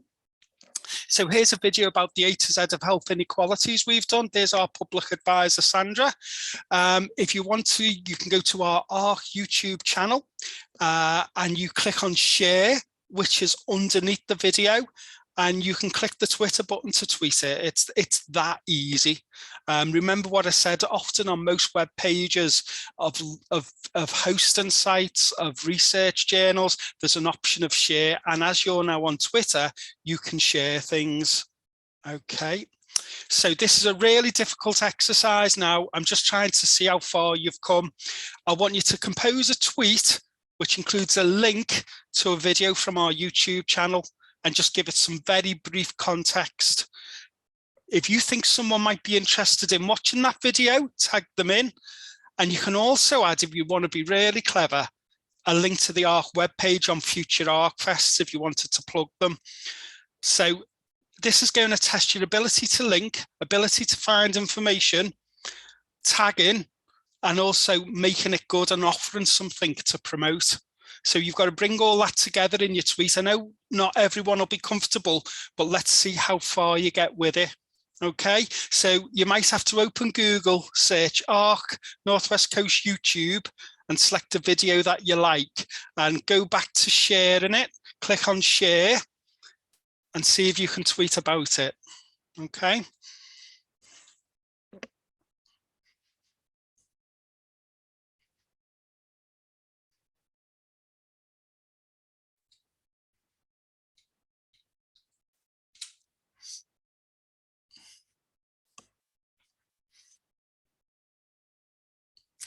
If you're unsure who to tag in, just tag in at ARC Northwest Coast.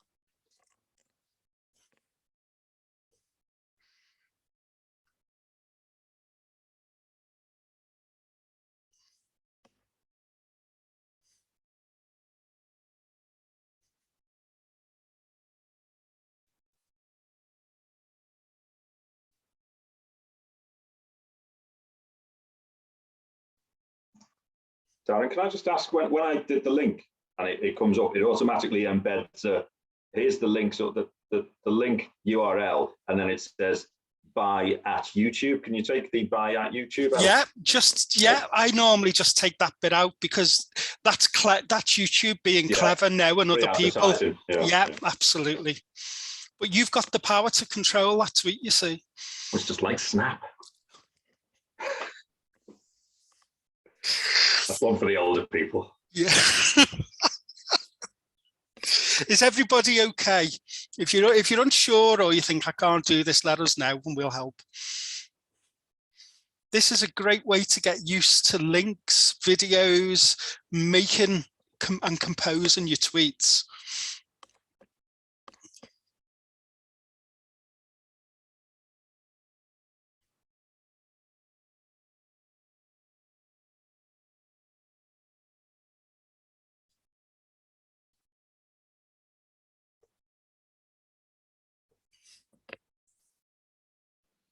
Darren, I managed to do the video link and tweet it. Great. But I don't know how to tag in handles to people. How can I do that? So all you got to do is tag in. So if you type in the @ on your keyboard, and then ARC, underscore, NWC, then that's me tagged in, and you're basically telling me, here's something of interest you might want to watch. Right. Well, I already, for example, I already ArcFest video of. Yeah, that's great. You could say, thanks to @ARC_Northwest Coast. This is a video people may like on whatever the subject is. Okay, thank you. It's about being clever in what you're tweeting about. And what will happen is more people will follow you. If you're tweeting useful things out, especially on certain subjects, and you're consistent in your tweets, you will get more follows. People will look and search for subjects and say, oh, that person keeps tweeting about, I don't know, co-production. I'm very interested in co-production, and more people will follow you. Yeah, sorry, I misunderstood, Darren. For example, I shared the video of one of our fest themes. I tweeted, but I don't know how to tag in somebody who might be interested. I don't know how to do that. You understand what I mean? Well, so what have you sent the tweet? Yes, I have already sent the tweet. So what you can do, if you think, oh, I've sent that tweet, but there'll be other people interested, you can retweet your own tweet. Okay. And you'll get an option of retweet or retweet with comment. Yes. You could actually retweet with comment and put people in who you think would be interested in it. Right. Thank you. Got it. Great. Okay. Is everybody okay? Sean, could you look to see, could you do a search of the ARC handle and see if people have put stuff out?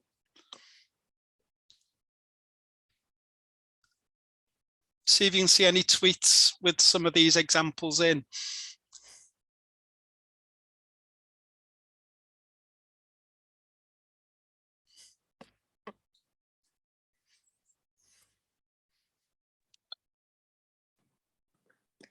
Darren? Hello. Hi, I've just joined. I've just done a quick tweet to Alan Griffiths, who's just joined, and said, welcome to the world of Twitter. Right, well, there you go. I'm going to have to keep a close eye on all these people now networked and what you do when you tag ARC in and when you don't tag ARC in. Sean, can you see any tweets? Yeah, I put a live feed in the chat so everybody can see each other's tweets as well, so you can go. Brilliant. Oh, thank you. Thank you. That's really good. Let's move on then. We're going to quickly talk about hashtags. I'll give you an example. That's the hashtag sign. Those two little lines crossing two others. And what it does is it brings things together. It just means you can go into the search engine of Twitter, and if you use that little symbol and type in a subject that's of interest to you, anybody who's sent a tweet about that subject using the hashtag, it will appear. So if you do hashtag, let's get you to do an exercise. If you do hashtag NIHR, anything to do with NIHR will come up. If you do hashtag ArcFest21, you will see all the tweets that people tweeted about ArcFest during last year. If you do a hashtag implement equity, you will see a lot of tweets that have come from us where we've particularly wanted people to be aware of how we're putting in examples of making everything equal for all and reducing health inequalities. So there's an example of some hashtags I want you to go and search. If you feel confident enough, you can create your own hashtag, but I'd check it hasn't been used before in the search engine. And it's obviously useful for large events or to get something trending. So for example, let's say there's a football match on. Every time Everton play, Liverpool play, what might be trending might be hashtag LFC, hashtag EFC. That because so many people are talking about it, and all those fans and the audience, they want to see what people are saying about it collectively. So you don't go searching for individual tweeters or their handle, you're looking at grouped things together. And that's what Twitter is very good at in terms of large events and why things trend. It means so many people are talking about it. And sometimes it could dovetail off traditional media, the news, a radio story, whereby you could hear a news story and think, oh my goodness, if that's a breaking news story, if you then hashtag a word relevant to it, and the radio won't tell you that, you've got to think of that yourself. So say, for example, I don't know, if you were interested in Boris Johnson, if you go on Twitter and hashtag Boris, hashtag Conservative Party, all these tweets will come up. It's what you're interested in, and that hashtag groups them all together. So just spend a minute and go and look for a couple of hashtags, either the ones on screen or what you might be interested in. I'd love to know what you're searching.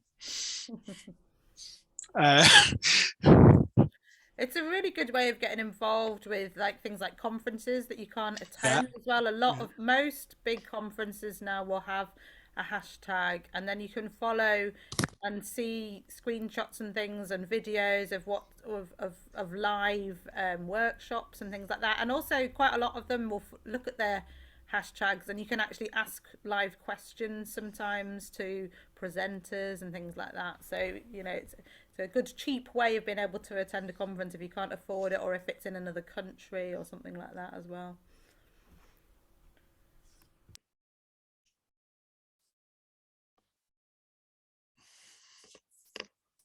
And Darren, it's also quite good if you're not sure what's like, if I used it once, sometimes I think there's like a hashtag about like queues on the M6 or something. Once I was stuck in a queue and I couldn't find any news about it. So things go on Twitter before they go anywhere else. So and that goes back to the very first slide I showed about traditional and new media. You can't rely now on traditional media because it doesn't have the capacity to say, oh, there's huge tailbacks on the M6. It might do it on the hour. You need to know it there and then.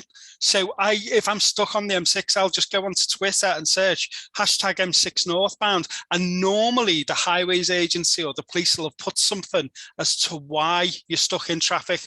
The radio may not necessarily tell me that, or it'll tell me too late when it gets the press release from the press office. Sandra? Yeah, I've just done a quick tweet and I've seen that James just retweeted it because I put about health equity. So you can also see people that are actually in ARC that retweet it. And then when they've retweeted you or even liked it, you can then follow them. And that's how you build up all your followers. Absolutely, absolutely. You're playing catch up with us here, but yeah. That's exactly a summary of what we've discussed today and what I hope you're all doing. Okay. I'm going to move us on just because I know we've only got 50 minutes left. Twitter moments are something you can Google, create moments. Lists are just list of Twitter accounts. I won't get you to do that. Just on metrics, before we go, someone asked before, how do you know whether your tweet has been picked up? If you click on an option of view tweet activity, that'll tell me in terms of impressions, how many other accounts it's landed in, how many other timelines it's landed in terms of engagements, how many people clicked on the links, how many retweets it got in total. And that's really useful information if you want to know how far your tweet went or how many people embraced it, because it's a job. That's why it's probably got a lot of those numbers. I'll just come back to Sandra in a minute. Twitter has its own analytics tool, which I've put there. That's the address in the bottom right, where you can track. It'll do a monthly grouping of all your tweets and the impact that it's made. So that's looking at mentions, profile visits, how many new followers you got that month, how many impressions it got. So that's another useful tool for you as we move forward, but we'll send you these slides anyway. That's just about GIFs and emojis. Zoe works at Arc West, and she likes to use emojis in the workshops to communicate with the people they're in. Emojis are great. Just a word of caution, if it's a serious situation, sometimes people still use them and it can be inappropriate, but emojis are great otherwise to use. I'm going to just come out. I just wanted to show you TweetDeck, if this will work. Just bear with me one moment.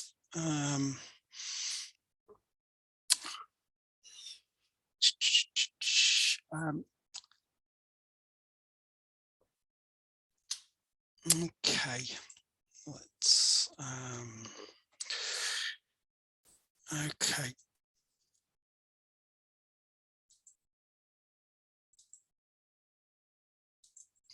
Can people see that screen? Yes, Darren. Okay, so this is what I see, and I normally check it a couple of times a day. This is called TweetDeck. It's a free piece of software and anyone can use it. And it just allows you, if you've got a lot of followers, to keep a bird's eye view of everything. So I've set up columns whereby right now I can see in Liverpool, for example, what's trending. I could see around the world if I wanted to, by country, to see what people on Twitter are talking about. For some reason, Mickey Mouse is trending in Liverpool. I have no idea why. I know why Arsenal is trending, because Liverpool played them last night and beat them. I know why The Apprentice is trending, because it was on telly last night. He's a football player sent off. Remember, this is what happens around events that happen. BBC Question Time, Jota, he's a good player. And you get an example, though, of what's trending and why. But it may be totally different in another city. I wonder what's trending in Blackpool. Very similar. But what I do is if I see something trending that I can link our work to, then I will put that hashtag into the tweet that I write. This column is currently all of my followers. That's my live timeline. So I can see all my followers, what they're saying. The user column is anybody who has mentioned us. No, it's not. The user column is me. They're the tweets I've sent out today. Let's have a look at the kind of things I tweet about. So yesterday I tweeted an update about ArcFest. I retweeted Clarissa's research. There's Selena's poem she found. These are all things relevant to ARC's work. I would expect our followers interested in our work and what we do. So it's predominantly all related to our research, what we do, our outputs, our events, our jobs. That's what we want to do all the time. So there's a health inequalities pandemic workshop. They've copied in the professor who's leading it. It's had a lot of retweets, 99 likes. That will probably be well attended. But again, I'm helping promote that, and especially if we were, I think that will be of real interest to our audience, which is why I've retweeted that. This is the direct messaging I talked to you earlier about, so I keep an eye on there.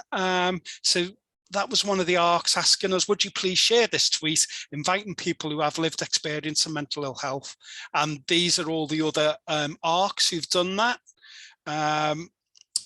as an example, may interest ARC followers and those in local authorities. So I will obviously retweet his original tweet, but that's the benefit of direct messaging. I wouldn't necessarily see that unless he tagged me in. And I've set up a list there of all ARCs. If I want to tweet, I literally click on that. I can add images, I can schedule a tweet, or I can direct message people. And on this left one, I can see here who's actually mentioned, and I will start to see all your tweets from today, who's tagged us in. So some codes accounts put every day's a school day. Thank you to the ARComms team. So I'll make a selection of these. So Alison's put, let's do a practical exercise. I like it. Shall I could retweet that. Make everything equal for everyone. That's a good idea. A great example of co-production. That's good. I like that. I'm looking for one I want to retweet. Talking about research in local authority from Louis. That's good. What else? What else can I retweet? And this is what you can do. Public involvement. That's a good one. Should we retweet that? There you go. So I've just retweeted that, and that'll come up in my user. There it is. Now, if I wanted today, I know for a fact that the awards has been launched today and they're using a hashtag. So I think to myself, as a partner host, I want to see what people are saying about it. So if I type in hashtag NWC awards, I can see in this column everybody who's tweeting just about the awards. So that's Phil Jellins, he's the Chief Executive of the Innovation Agency, the CRN, the Innovation Agency, and anybody who used that hashtag will. Now, if I scroll right back, I would actually see 2 years ago, awards ceremony. The hashtag remembers everything, and it's just a good way of getting things grouped together. What else can I show you? Let's take that out. I use this to keep an eye on everything though. So I know anyone who's talking about ARC, I know anyone who wants to DM me, and I know what the people I follow are saying, and I know what's trending. I wouldn't recommend this if you're an individual at this stage, but if you really want to develop and are interested in Twitter, it's a great way to do it. So I'm being told there's Sandra Smith, who's on this call. She's just retweeted a tweet from our researcher Clarissa about what she's involved with in terms of dementia. And if I click on Sandra, I can see she's got she's got a lot of followers, and she's following 4,000. She's done 32,000 tweets. I'm already following her, and Twitter tells me she's also followed by those people as well. Okay, so that is TweetDeck. That's how I manage the Twitter for ARC. I'm going to try and now move into blogging. But before I do, has anybody got any other questions, concerns, issues, or anything they want to ask about Twitter? Can I just ask about the TweetDeck? Is it better to use that on a laptop, not on an app? Or which one's better to use it on? Have you got any like preference? I would definitely recommend that to be on a PC where preferable, because the amount of information coming through your screen there on a mobile, it may well be too much, especially if you have a good couple of columns. Jane Burton's yawning. I would strongly recommend that for your laptop or desktop, not your phone. Alison's asking how to screenshot. I think it really varies on your. It does vary. I use print screen. There's normally a button called print SCRN. I normally use that, and I press that and it takes a screenshot. Yeah, and someone was saying before, if you press the Windows key and then print screen, sometimes that works. It seems to vary. Yeah. I don't know whether if you search on your laptop for like help of how to print screen, it might come up and tell you the way that you do it on your actual machine. I quite often use my phone to take a picture and then link to Twitter through that, just because I haven't found my print screen button, or it doesn't work for me on my laptop, so I don't know. How to get TweetDeck. If you Google TweetDeck, it will come up and you can download it onto your machine. Darren, I've put a link how to do that. On brilliant. Thank you, Sean. Thank you. That's a good idea, Catalin, with the snipping tool. I quite often use that as well, actually, rather than a photograph, than a print screen. It might be a good idea to finish this session before we move into blogging by, you know, if people have got time, to write a final tweet about what they thought of the workshop, like an evaluation, or after the workshop when you get time. Yeah, after it, and I'll be selective of what I retweet as well. Now, Darren. I'm only messing. Most people have enjoyed the session. I'm only messing. It's my sixth sense of humour. But I really hope that it has just give you an insight into Twitter. I couldn't teach you possibly everything about Twitter this morning. You have to go and find out and explore more about it and explore how you want to use it and the content, which is more important than the actual platform. It's about the content. You will gain more followers if you are consistent with your content. If you want to encourage debate, that's fine. If you just want to push things out and disseminate, that's fine. But your followers will look at what you're doing. And sometimes a lot of people say, I'm going to have a clear out of who will follow. And that's where they'll think, is it useful what this person or organization is tweeting out? They'll just kind of unfollow you. Then that's what a lot of people do, just to kind of narrow down the messages they're getting in the timeline. If you are particular about a certain subject that your followers don't like, they may well unfollow. That's just how it is. And enjoy it. Enjoy it, absolutely. It is. Twitter for the ARC has been amazing, and for all the ARCs in terms of getting out research and promoting it, it's been fantastic. And we do get a lot of interaction about it. We get a lot of interaction from our members on Twitter who might not necessarily be able to come to every ARC Fest, but for example, our colleagues in higher education institutes, they do a lot on Twitter with us, recruitment to PhDs, for example. And, you know, I think to myself, if I wasn't on Twitter and I was a researcher or PhD student, I think you're missing out a lot on what it could potentially deliver. And even for our public advisors on Twitter, you know, some of them have been so helpful and proactive in publicising what we do. I'm not telling them what to tweet. They do that themselves. And, you know, if I can validate what we do by retweeting them, then brilliant. That's why we're here today. I'd say two things before you move on. Just on the ARC Northwest Coast Twitter, I've retweeted as something that I did, that I put out a couple of months ago before we started planning this workshop, to ask people from Twitter that are public advisors or public advisors in all different kinds of organizations what they thought about Twitter. So there's loads of really interesting replies in that about why people use it and how they've used it. So I just did that. So if you go on the ARC Northwest Coast Twitter, you should be able to see it quite near the top. And the only other thing I was going to say, if you are a reader like me, it's really exciting if you read a book that you like and they've got a Twitter account, and then you write a little review and say, I really love this book, and put their Twitter handle in. Quite often they will reply to you, and it's really, really lovely when they do. So give that a try if you're a reader like me. Absolutely, I do that. I actually look for authors of books I'm reading to see if they've got a Twitter handle, and it's amazing to get a response. You think, oh my goodness, I've just read your book and now you're responding to me.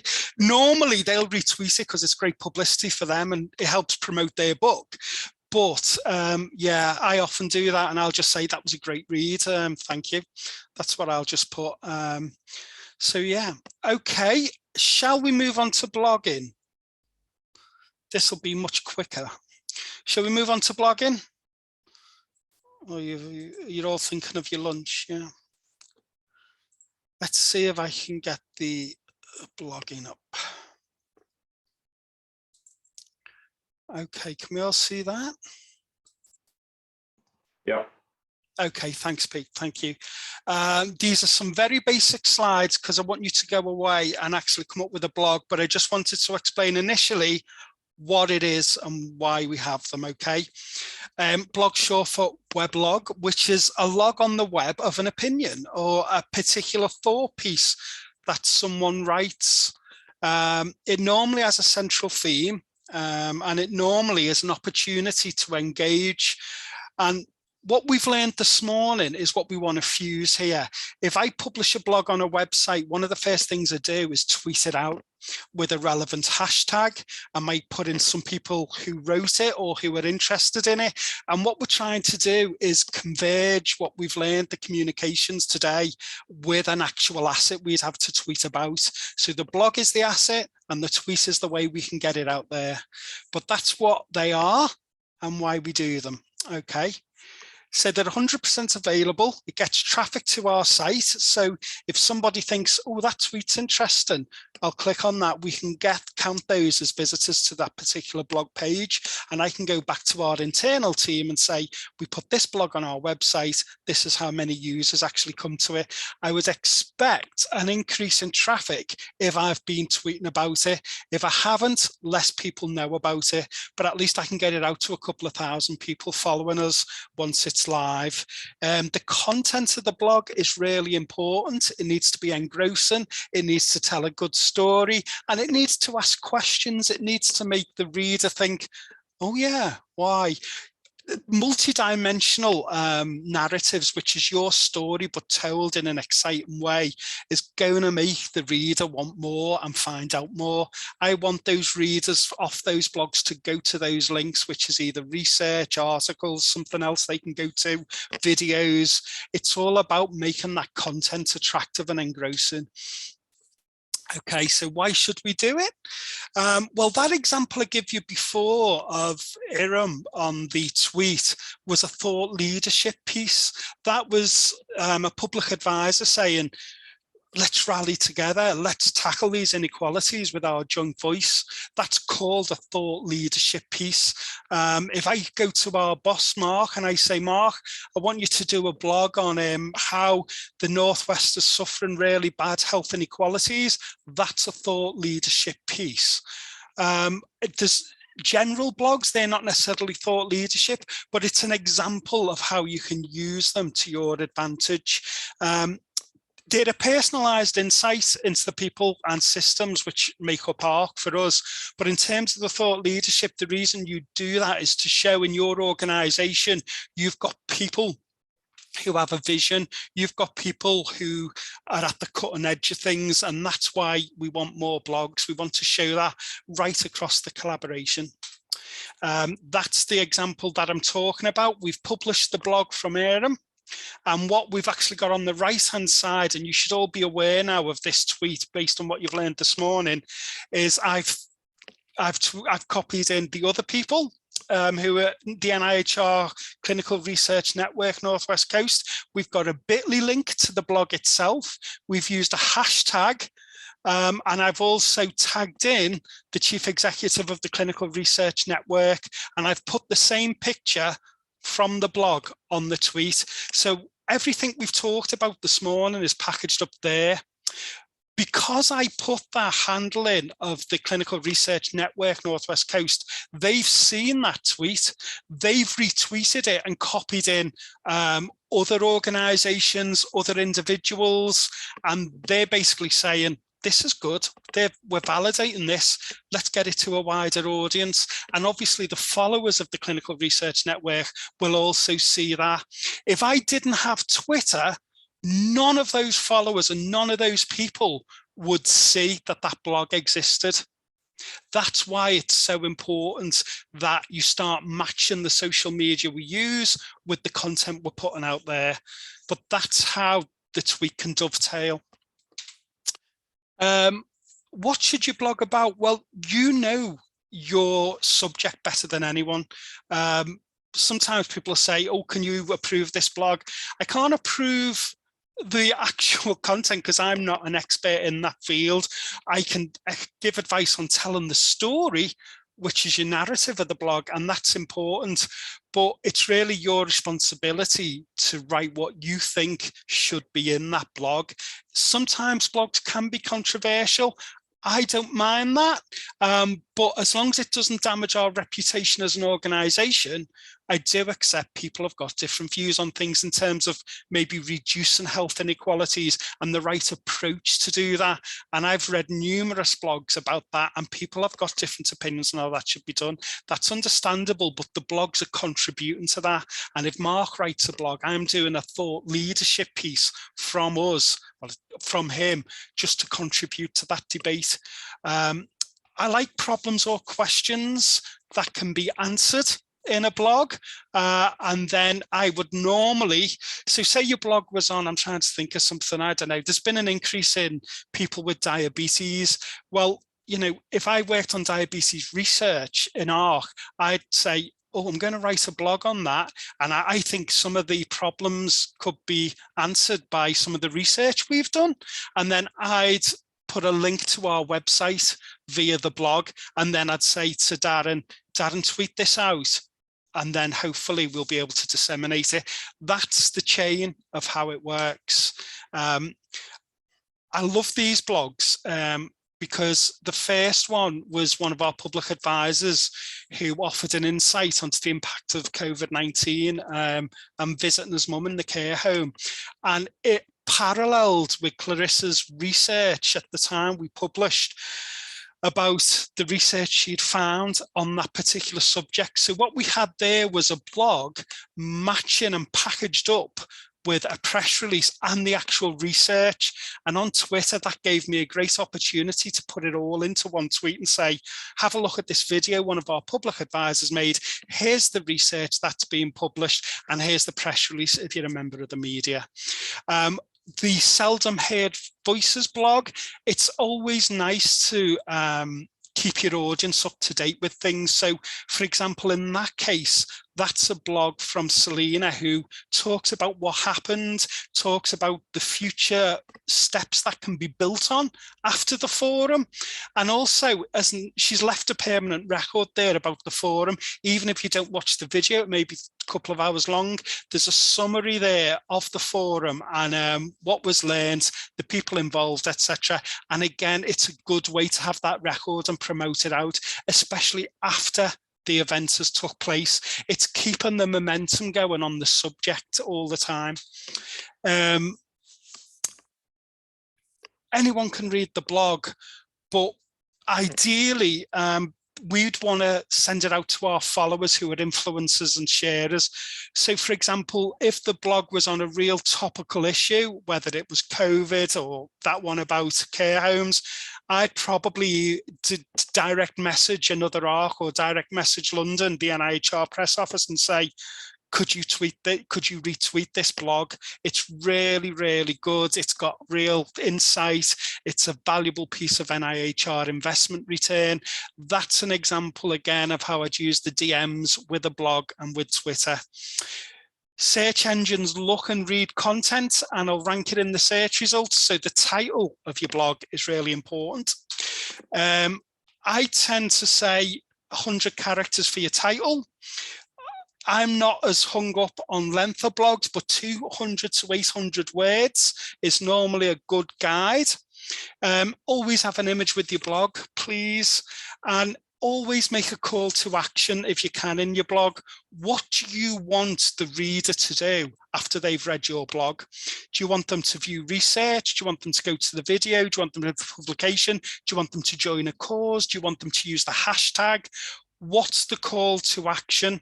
If you use the hashtag, for example, on Seldom Heard Voices, you could have the whole audience with a created hashtag, knowing that after the blog, they can go on there and carry on the conversation more via Twitter. It doesn't have to be Facebook, but remember, all of that's public.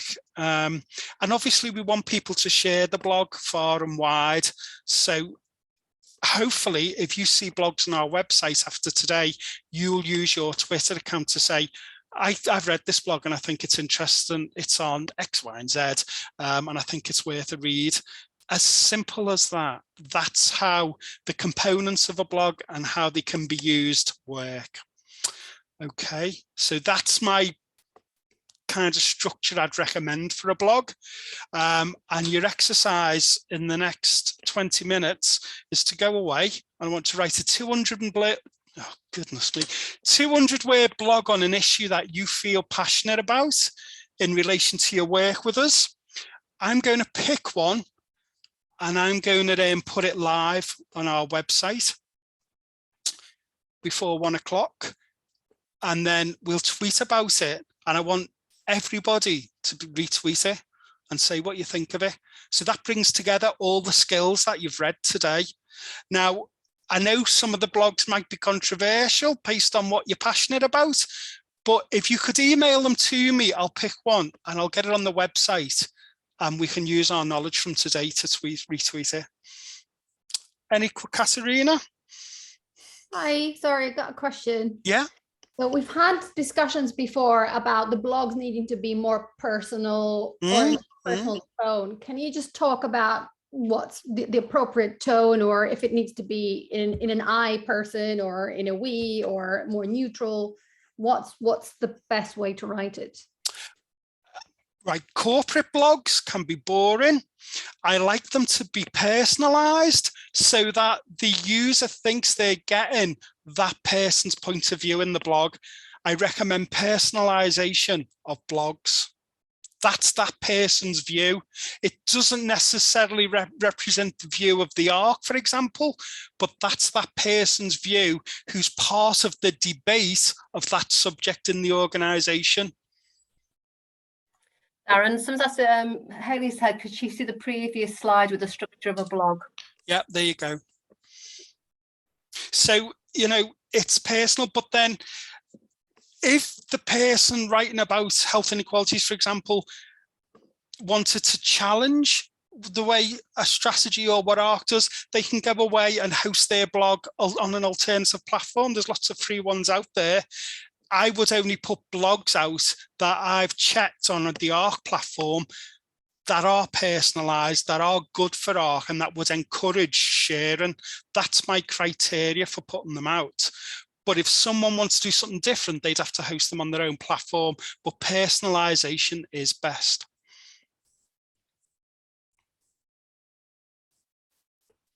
Any other questions on blogging? Hillary's just asking about where to write it. So you're saying people should write it in an email or on just a Word email it document? to me.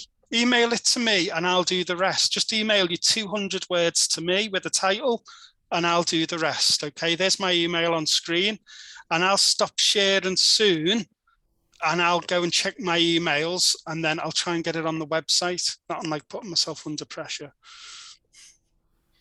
But it'd be good for us to do this because I can then show you a blog, how it's gone live and how it can work with Twitter. And that'd summarize everything today. Let's try. Can you put We'll it back try. Can you put it back to the one on the, that's it, the components. Title.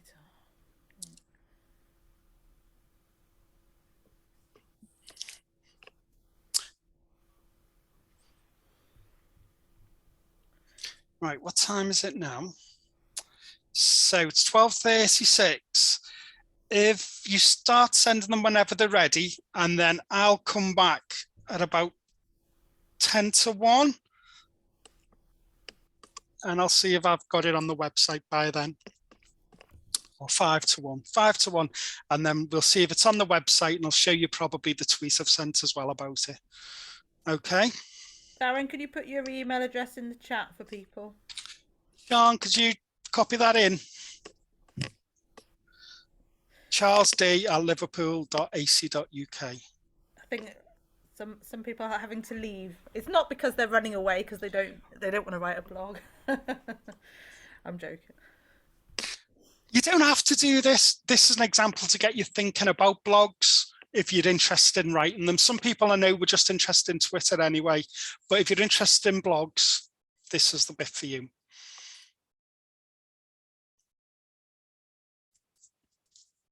Okay.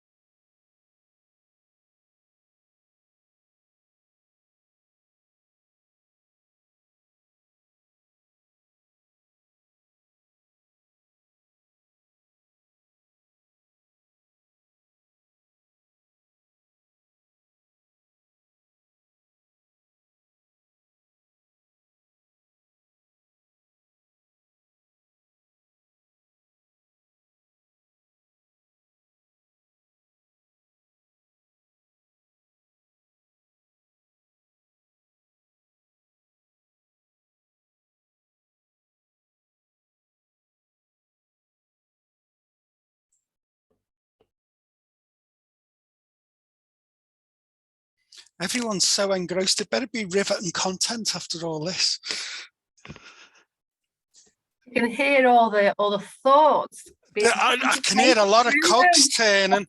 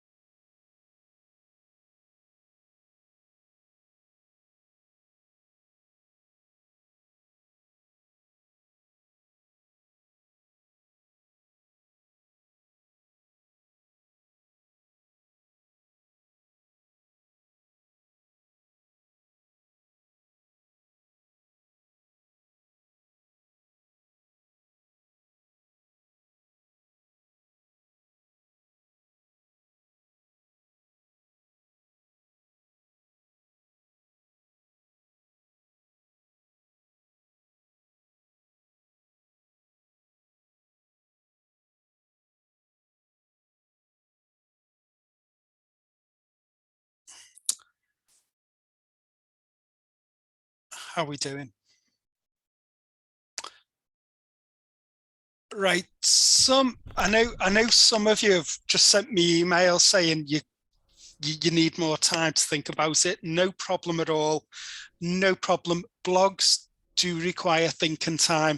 Sometimes you might just sit and think, no, I'm going to write a blog about waiting for this bus on public transport. That's great if you can do it off the top of your head, but I've put you in a position. But thank you for sending all the blogs through. Some of you have shared really personal stories. I appreciate that. And I will get through those. I haven't read all of them because now I've got a selection of blogs I can use for the next month or two. Okay, I'm going to share my screen and I'll give you an example of what I've done with one of them. Can everyone see that? Yeah. So this is Alan Griffiths. He sent me a blog about being a parent carer, and he's also a theme co-lead. And he's explained about how he cares for his son Chris and how he's proud to be a public advisor. So all I do as a comms person is I get that, I just put the link to ARC in it, and that's Alan's blog. What I'm going to do then is I'm going to go to my TweetDeck and I'm going to tell the world about this blog now. Alan, have you got a Twitter handle from today?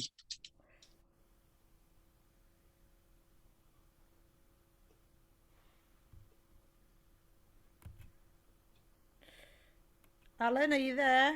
You can go off mute and talk to Darren. Yeah, sorry, I was on full screen and I had to go off full screen so as I could talk. Have I got a what, Darren? A Twitter handle. What's the address? Twitter.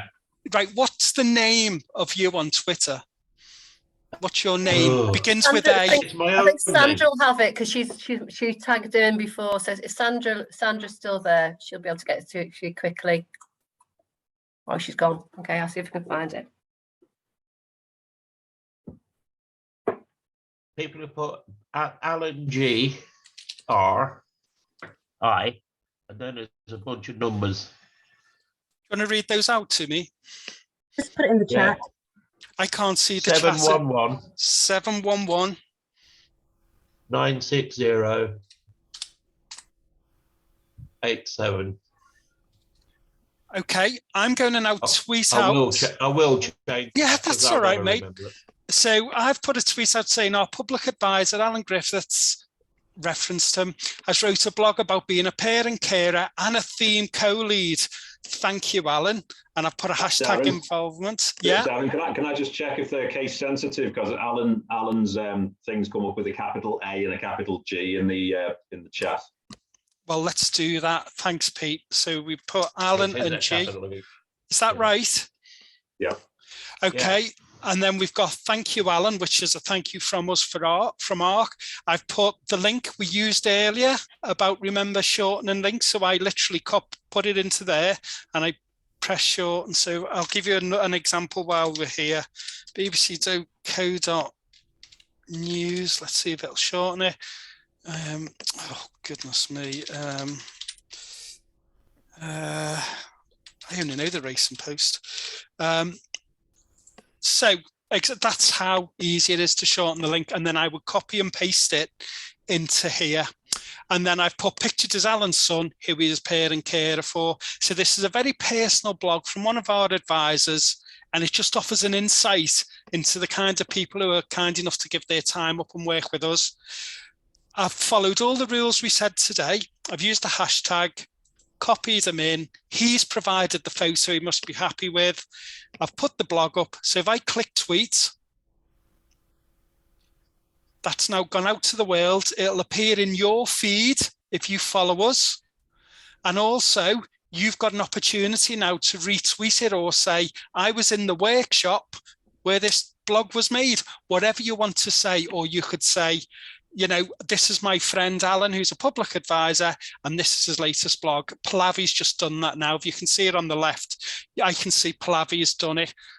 See on the left-hand side, Plavi's already retweeted it and liked it. So that's an example of how we've got a blog, got it out, tweeted it out and it's gone out to the world. Alison's liked it as well. So I can see every time there's a transaction on that left-hand side, I can see it'll tell me who's done what. Okay, brilliant. Oh, now you're all retweeting and liking it. Thank you. That's brilliant. That is how it works. That's how easy it is to do a blog and to get it out there. And it may well be over the coming days, people might engage with us over that. Hillary thinks you're a top guy. I can see that, but it's already got 6. This is probably better than the corporate tweets I send. So it's already going up. And, you know, mate, the thing what we said at the top as well is about stories. More people will probably relate to that because it's real world. It's, you know, what people experience in lives. And I think that's a great way to show that we're working with the real world. We're working with people on our research. So thank you, Alan, for sharing that. And that's there. That's a great example. And based on what I'm seeing on the left-hand side is the fact that a fair number of you have learned about Twitter today and using it.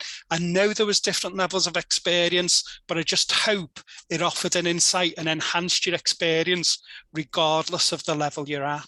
So I'm going to stop sharing. It brings to the end the workshop. And if you want to ask me anything before you go or ask the team, you can. I'd just like to say thank you to Selena, to Ruth and to Sean for helping deliver this today. And if there's anything else you want to ask us before we go, you can do. Thanks, Darren. Alice, no, brilliant. I just hope you've all learned something. And if there's any queries you've got, just drop us an email. Okay. Yeah, thanks everyone for getting on board and giving it a go. I'm looking forward to seeing you all in and writing blogs. It's all about learning as we go along. I'm still learning about Twitter. It's all about constantly learning. Okay.